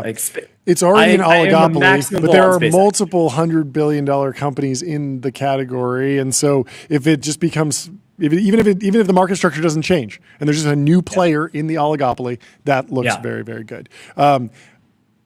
We've asked a lot of people in the age of AI, should you learn to code? That's a less interesting question to me these days. I want to know, should you learn to deal? Should you learn the art of the deal? Because basically, is the art of the deal becoming a more important tool in the founder's tool chest? Because we've seen so many, it really feels like there are founders out there who can just work magic and marshal capital and buyers and customers and the government from a different country. And they get 17 people to say, yes, this has to happen. And then all of a sudden it happens and we get the thing. And it feels like it could be the beginning of a new archetype, a new founder archetype, or maybe it's an old archetype. But what do you think about learning to deal? Yeah, look, I mean, first on the learning to code, I personally think that coding is going to be like doing arithmetic a long time ago. And it's just like it won't be as interesting or valuable. Humans won't be doing that much of it. But I think it's very valuable to train your mind how to think. And so a lot of like learning to code Like thinking, is that kind of like thinking mode? Yeah, thinking mode, deal mode. Yeah. But look, I think like even more extreme way to train your mind to think is doing pure mathematics. And so like if a kid's asking what to major in today, I mean, my answer would be like do pure math or physics, which are the maximum ways to train your mind to think, or learn huge social skills, like just don't even go to college. Or if you do, be frat president. Our intern over here, our intern at TBPN is on a gap semester studying physics and is now hanging out here. And he's just like nodding, just being like, I'm patting myself on the back. Sean McGuire says I did everything right. Curious, kind of last question. I wish we could hang out longer, but we're back to back. I'm going to come to your Thunderdome soon. Yeah, please. Yeah, next one should be in person. Yeah, anytime you're in LA. What are you seeing? How is the government shutdown affecting defense tech companies that you're seeing or talking to? Oh yeah, that's a good question. I'm going to give the brutally honest version, which is what I try to always do, at least my own opinion. It's a tale of haves and have-nots. So I work with a few companies that are, getting absolutely reamed by it. But I also work with a couple companies where it hasn't really affected them. Yeah. And basically, like, if you have something that the government absolutely needs, like maybe they can't send you the money right now, but they're still giving you the phone call and telling, telling you that giving you this the is signal. what you should expect after the shutdown ends. And, we can still give you the award. We just can't, tell you the exact dollar amount because we need congressional approval on the exact dollar amount. And it's a tale of haves and have-nots. I mean, it's a really good signal, to be honest, at least as an investor, to be like, is what I'm investing in a nice to have or a need to have? For sure. It's very clarifying. Yeah. Very good. Cool. Great to catch up. Always fun. Congrats on the new. We need to ring the gong for Sequoia Capital. Yeah. They no deserve one a gong. thought this would happen. Two gong hits for the two new funds. Still got it. There we go. Thank you, boys. Great you to guys catch are up. legends. Keep crushing. Bye. See you soon. Thanks for coming on. Bye.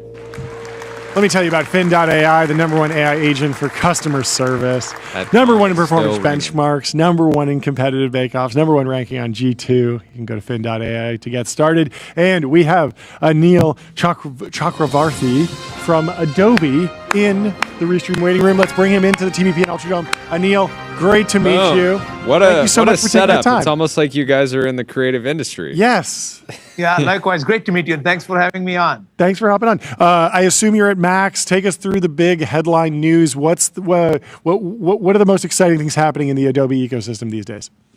Yeah, I'm coming here live from Max in LA. We have over 10,000 people, everybody from individual creators to people in Hollywood who work with creative in the creative industry, enterprise customers, all kinds of people. It's been really exciting. Obviously, it's all about how we're bringing AI in the creative tools that everybody loves and knows so well. And we're really talking about how to make responsible use of AI, right? We have our own models with Firefly, and we had a ton of innovations around Firefly, which is, designed to be commercially safe. But we announced a big partnership with Google around Veo and Imagen, and we have all kinds of other third-party models that are now integrated into our tools, Runway and Luma and many, many others. And then we also announced how we can help customers with their own custom models. So we call it Firefly models, partner models, your models. And, if you are Disney or Home Depot or Newell brands, how do you have an AI model that really protects your IP and becomes your brand brain? So that's really what's been exciting.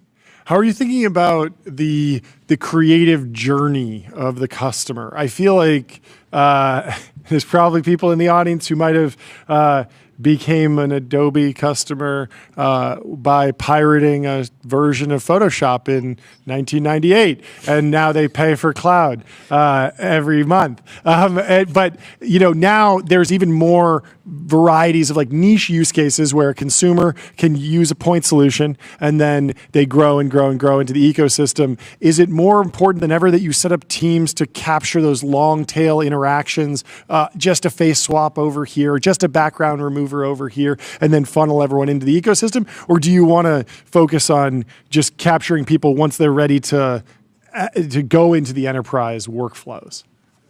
Yeah, exactly. As you mentioned, we have such a wide variety here of people who've had their journey with Adobe.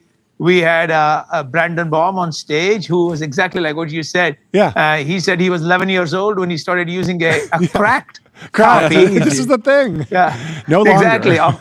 After Effects, and he said he's a paying subscriber of now. Course. And then what he said was, he said he started playing with it when he was a kid. He got hooked on it. Yeah. And he showed how you can do it with Firefly. I mean, he posted something yesterday, and a video that he created with Firefly, and then he got some comments and somebody said, "Hey, looks like this is going to be a plot twist here." And so he did the plot twist on stage today. He used Firefly and all the tools to just take the next episode in that story. So we've got all types. You got enterprise customers who are like, "Hey, we would love to use all these new Gen AI tools. It's got to get through our systems, our regulation, our compliance. Adobe, people trust Adobe. So if you can make it available, it becomes so much easier to use all of this innovation." And then we have a lot of people, like you said, who have their favorite tools and they want to see all this AI in their favorite tools. And then there are many, many others. We think maybe more than half the people at Max are attending for the first time. Wow. So they just want everything on a mobile app. Yeah. They don't have the desktop machine with Photoshop on it. They know every layer and all of that. So they just want it on their on their mobile app. And so we got all types. So the creative journey, ideas can strike you anywhere, and we want to help you turn that into creativity. What's your read on how Hollywood's been navigating Gen AI? We're here in LA ourselves, and when we talk to people in the industry on or off air, it seems like everyone is trying to get ahead and leverage the tools to the best of their ability, but there's this pressure to not piss off the broader industry of people that make it possible. But what's been the read from people that are talking at the event? Because there's a little bit of like, if you're too much at the bleeding edge and too loud, you might get people might come after you. Yeah, exactly. They're threading the needle. Exactly. They are excited about the potential. They see what AI can potentially do in terms of everything from ideation, from helping create and make the movies and other content for TV. And then also getting the audience to participate. Everybody can have. It's so easy to create variations and get the make it more like fan experience that like the sports teams are doing. Yeah. So they're really interested in all of that potential. But like you said, they want to make sure it's top-notch quality. They want to make sure their IP is protected, and that they're not even unwittingly stepping on somebody else's toes. And they want to make sure that they're doing it in a way that's monetizable and that gives them a recurring revenue stream. So exactly like you said, they're threading that needle. Yeah. Very cool.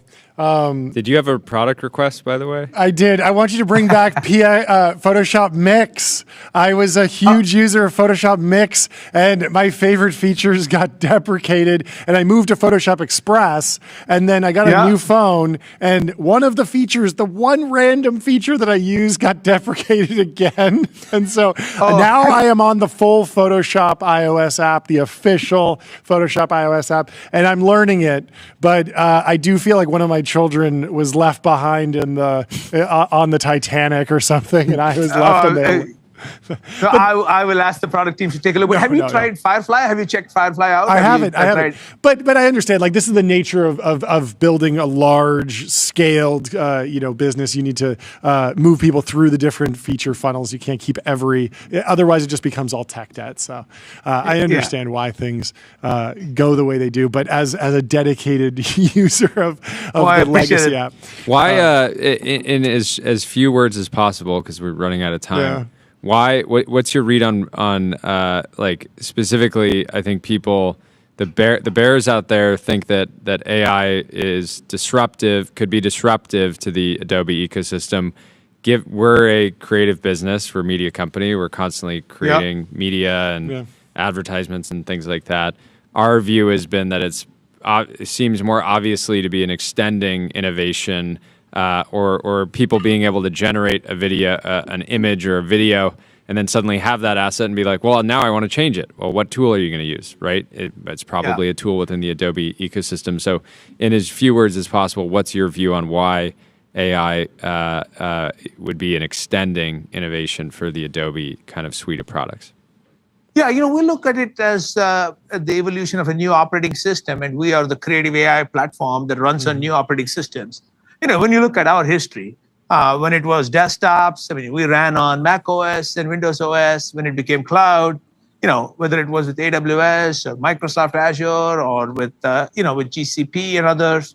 When it became mobile, whether it was iOS or Android. So we have the history and the track record of making sure that we work very well with the emerging new operating systems. And the new AI is the new operating system. Now, you have to believe, and I think it's a simplistic view that the operating system will do everything that the apps do. And that just seems, in our view, very simplistic. So we think much, obviously, from our perspective, that we're good at working with these new operating systems. That's what we announced with Google yesterday. Yep. And, we actually showed within ChatGPT how you can work with Adobe tools like Express. Mm-hmm. So it's evolving of how they, what do the operating systems do and what do the apps continue to do. Yeah. And there's new layers of AI, but that's the architecture is evolving fast. But we think that you need both. I don't think it's either or. And that's where we think the world is going to be. Yeah, I mean, I've used so many of these little point solution AI tools, and I feel like I've seen a glimpse of where this all goes, and it's like I actually do want a platform that then can sub out different models, so I can get Firefly or VO or Midjourney, or hopefully you wind up building a platform that's so open that all the different features and models are there, and it's just like having the lasso tool next to the rectangle tool, next to the text tool, and that's a very natural progression for Adobe, in my opinion. It seems very logical. Now, we got to get you on our consumer advisory board. I mean, you really summed it up really well. I mean, I hate that I lost my Photoshop John's got some strong opinions. He'll have to we're going to bring it back for you. Yeah, but no. I don't actually think you need to. I think you actually do need me to suffer a little bit to get into the proper full-fledged ecosystem that has all the tools in one place, because that's where the actual value is right now. Everyone knows that you can spin up a website that's a text box and it generates one asset, one image, one video, but that's not how creativity works. We're not just going to one-shot a 2-hour movie. Exactly. No, you should really check out Firefly. I think you'll enjoy it. Well, thank you so much for coming on the show. Great to meet you. Great to chat, and congratulations. And have fun at Adobe Max. I've been seeing a ton of people, friends of mine, posting that they're there. Wish I could be there. Hopefully, in a future year, we'll be able to attend. It'd be great. Thank you for having me on. We'll talk to you soon. Great to meet you. Have a good one. Before we bring on our next guest, let me tell you about Adio, customer relationship magic. Adio is the AI native CRM that builds, scales, and grows your company to the next level. You can get started for free. And up next, we have Bryn Putnam from Board. Board. It's just Board. I was looking for the name, and it was right in front of me. So great to meet you. Incredible launch yesterday. I think my favorite launches to see are ideas that when you see them, they just seem so incredibly obvious, and yet no one thought of it or thought to take it seriously enough and take it into a real product. So it's great to meet you. Would love sort of introduction and quick background on yourself, and then we can talk all about the business.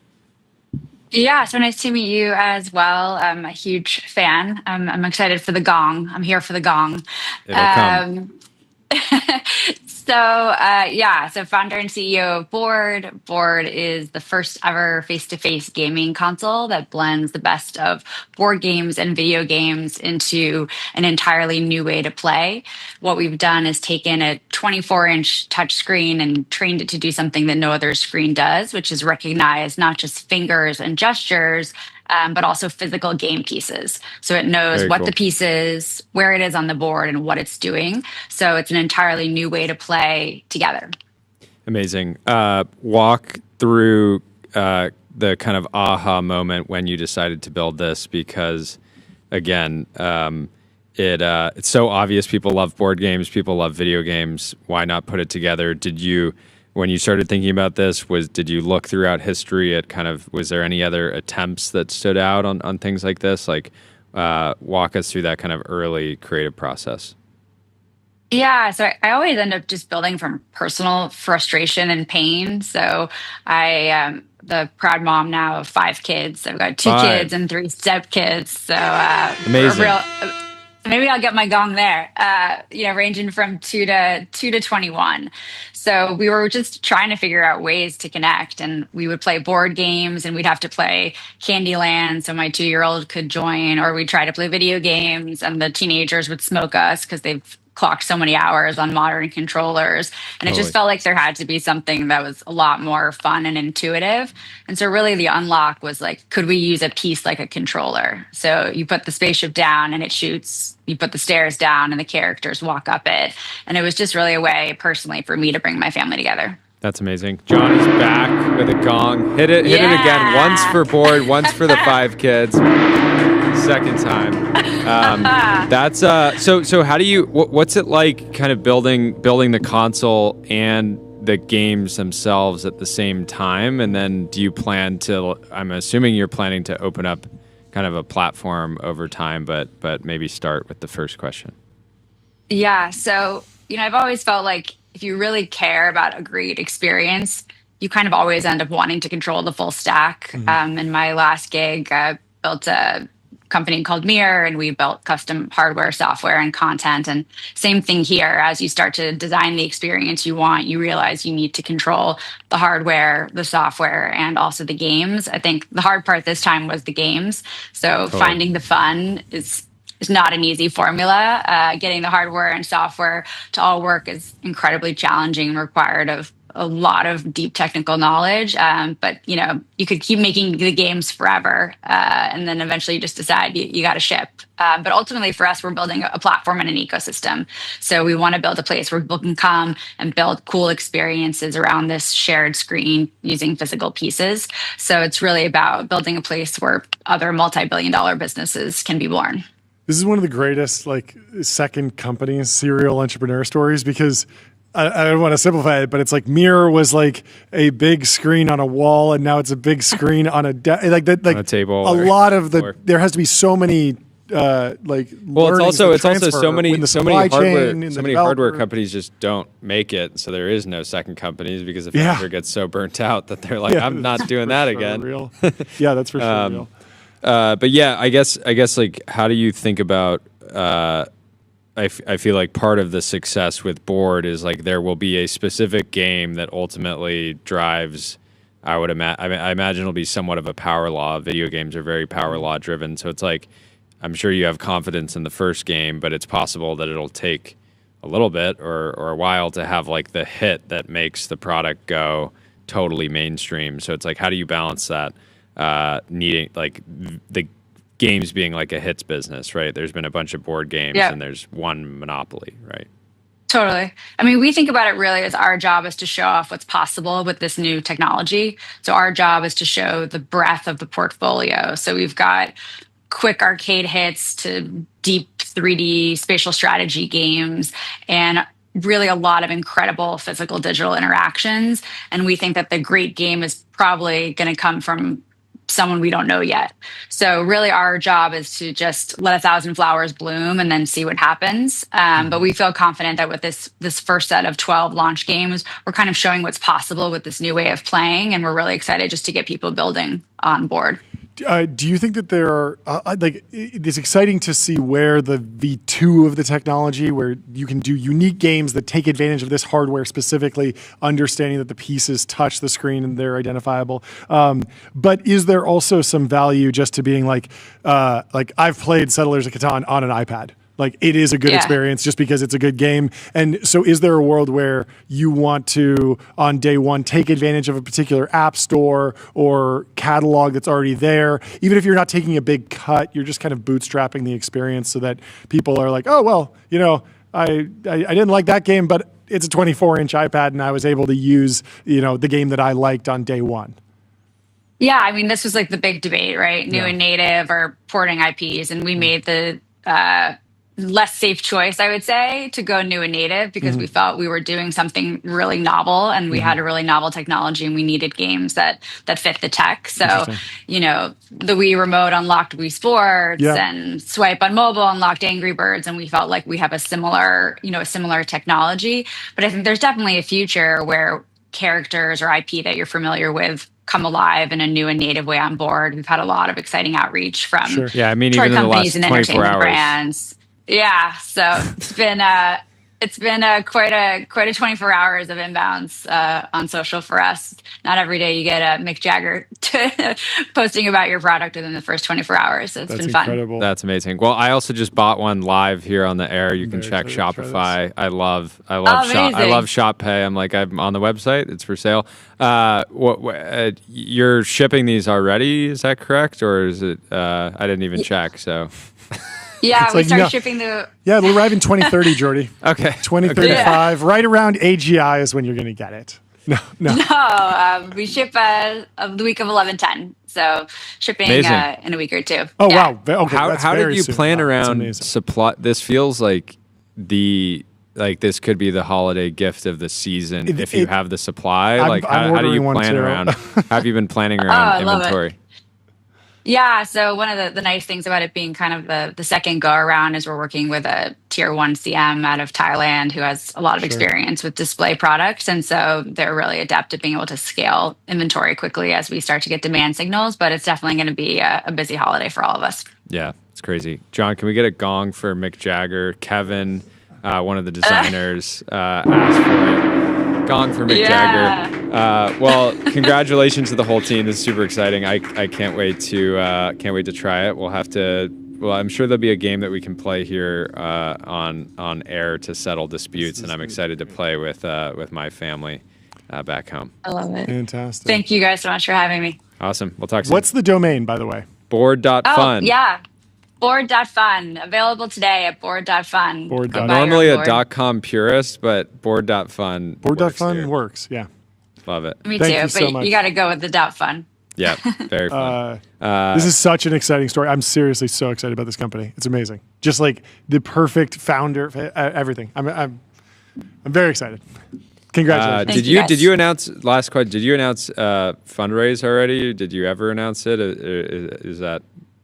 We haven't yet. So we raised $15 million in funding. We were lucky to have founders funds we've worked with before, Lair, Box, and then some first round, and then some new folks, Adjacent, Patron, Metrodora, SV Angel, join. So now kicking off our Series A now.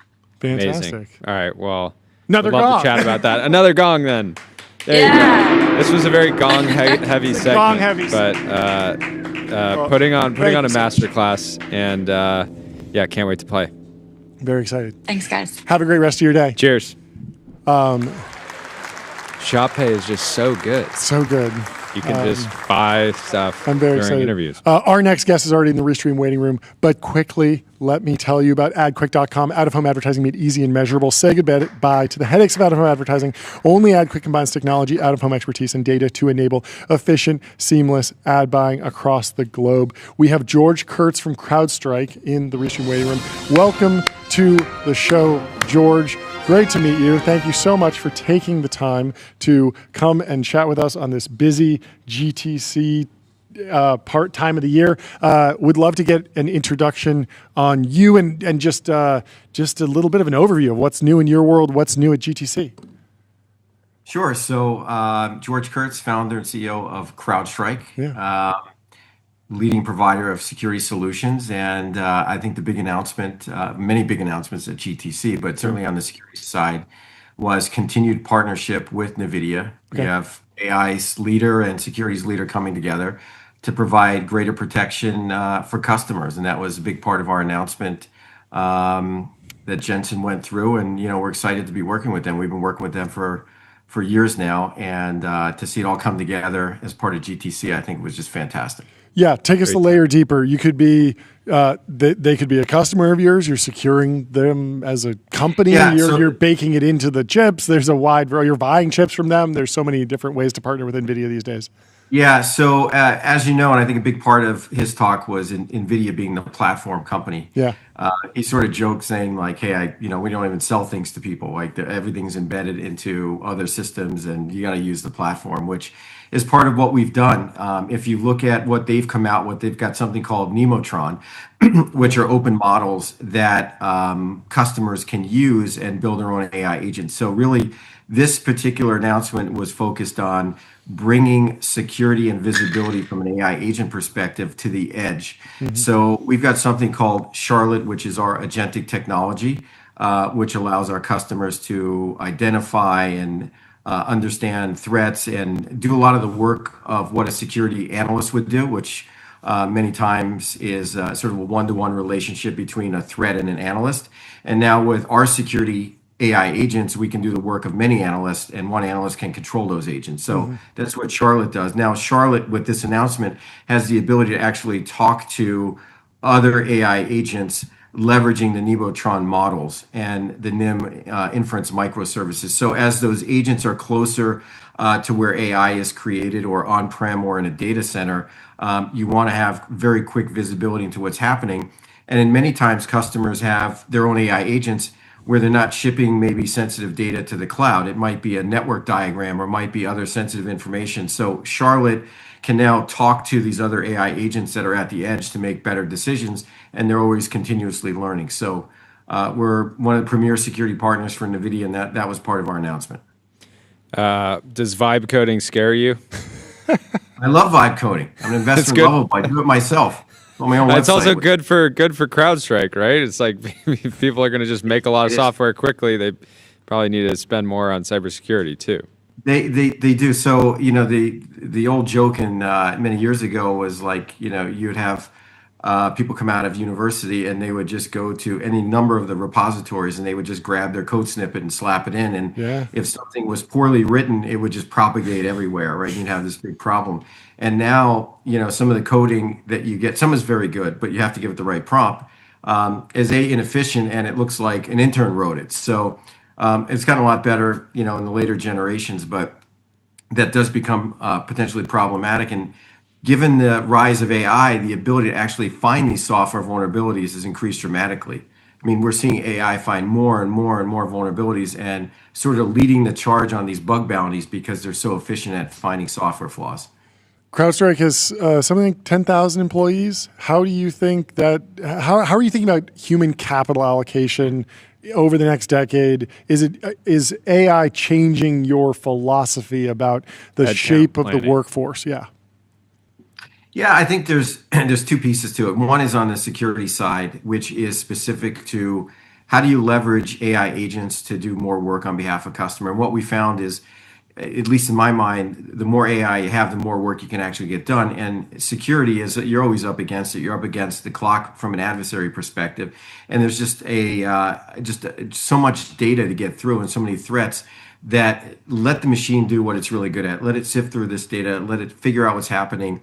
And then again, what happens is those security analysts become really the pilots, right? Where they're piloting these AI agents. And you can think about it akin to maybe a Waymo, or automated taxi, or autonomous taxi, I should say, where you've got all these autonomous chauffeurs, but then you have sort of the pilot in the cloud if you get stuck. And I've been in these things where they've gotten stuck and they wait and somebody pilots it, gives it a waypoint or what have you. Yep. And that's really how security is going to be transformed, where the human is not going to be out of the loop, but they're going to be able to do so much more. So it's about helping people up, not out. That's the way I look at it from a security perspective.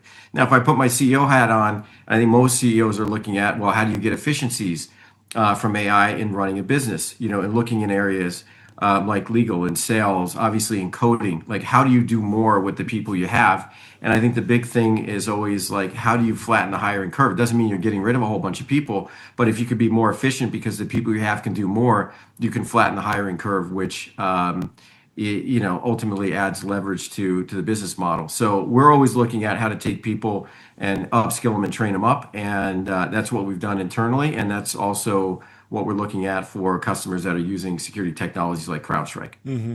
What's in your view, the most significant like Gen AI related security incident to date that's public? Is there one that comes to mind? You're like, I usually hear about the ones that we try to keep them out of the headline.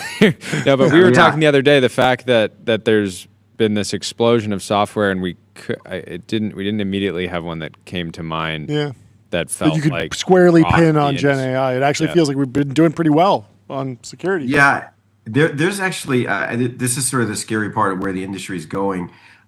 There was some new malware that was found that was basically Gen AI malware, or what I would call autonomous malware. So if you think about malware, you and your audience might be familiar with it. You have a program that's bad.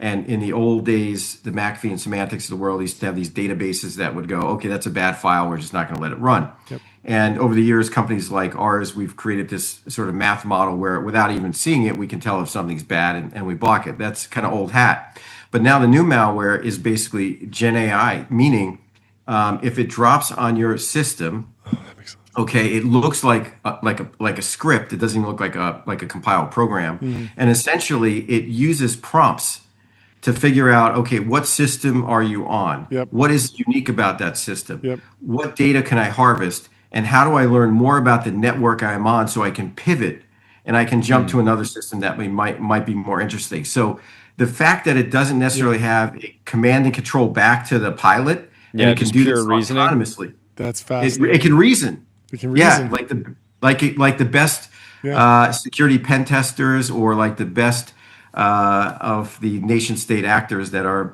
piloting it themselves. So it's a pretty scary thought to have autonomous malware. Did you start CrowdStrike so you could get more involved with motorsports? Well, it's been a passion of mine, but it's been a big part of our overall brand. You probably see us. We love it. It's We're like huge Formula fans.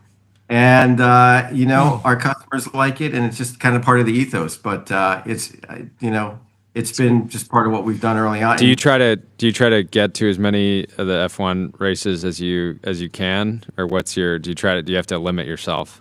Because I know we know some sponsors and like they've got a pretty heavy travel schedule. They're like, we sponsor this team for the next 2 seasons. We're going to be at every race, and I'm like, you might want to work on your business, but yeah, we actually just pick the big ones for us. Obviously, the big U.S. ones, and then we host customers at those.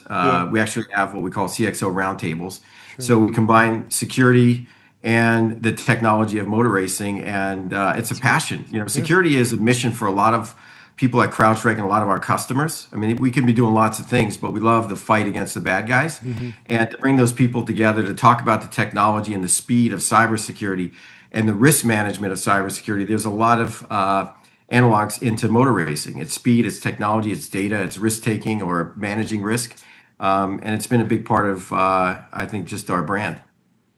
It's incredible. Fantastic. Well, we'll hopefully run into you in Vegas for F1. Looking forward to that. If you're going to be there, let's coordinate. We'll give you a whole tour of the Mercedes paddock and the garage. We'll go have some fun. That'd be fantastic. Next time there's a massive public security incident in Gen AI, we're going to give you a ring and we'll get you back on and have you break it down. But thank you for coming on, and congrats on all the progress, and thanks for keeping us safe out there. You got it. You. Thanks, guys. Awesome. We'll talk soon. Great to hang, George. Have a good Cheers. one. Bye.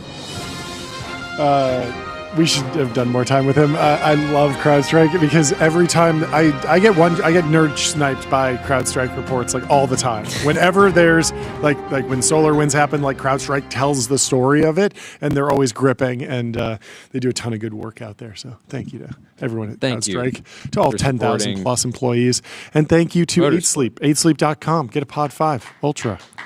Get 5-year warranty. So, 30-night risk-free trial. I Also, ran, thank you to Bezel.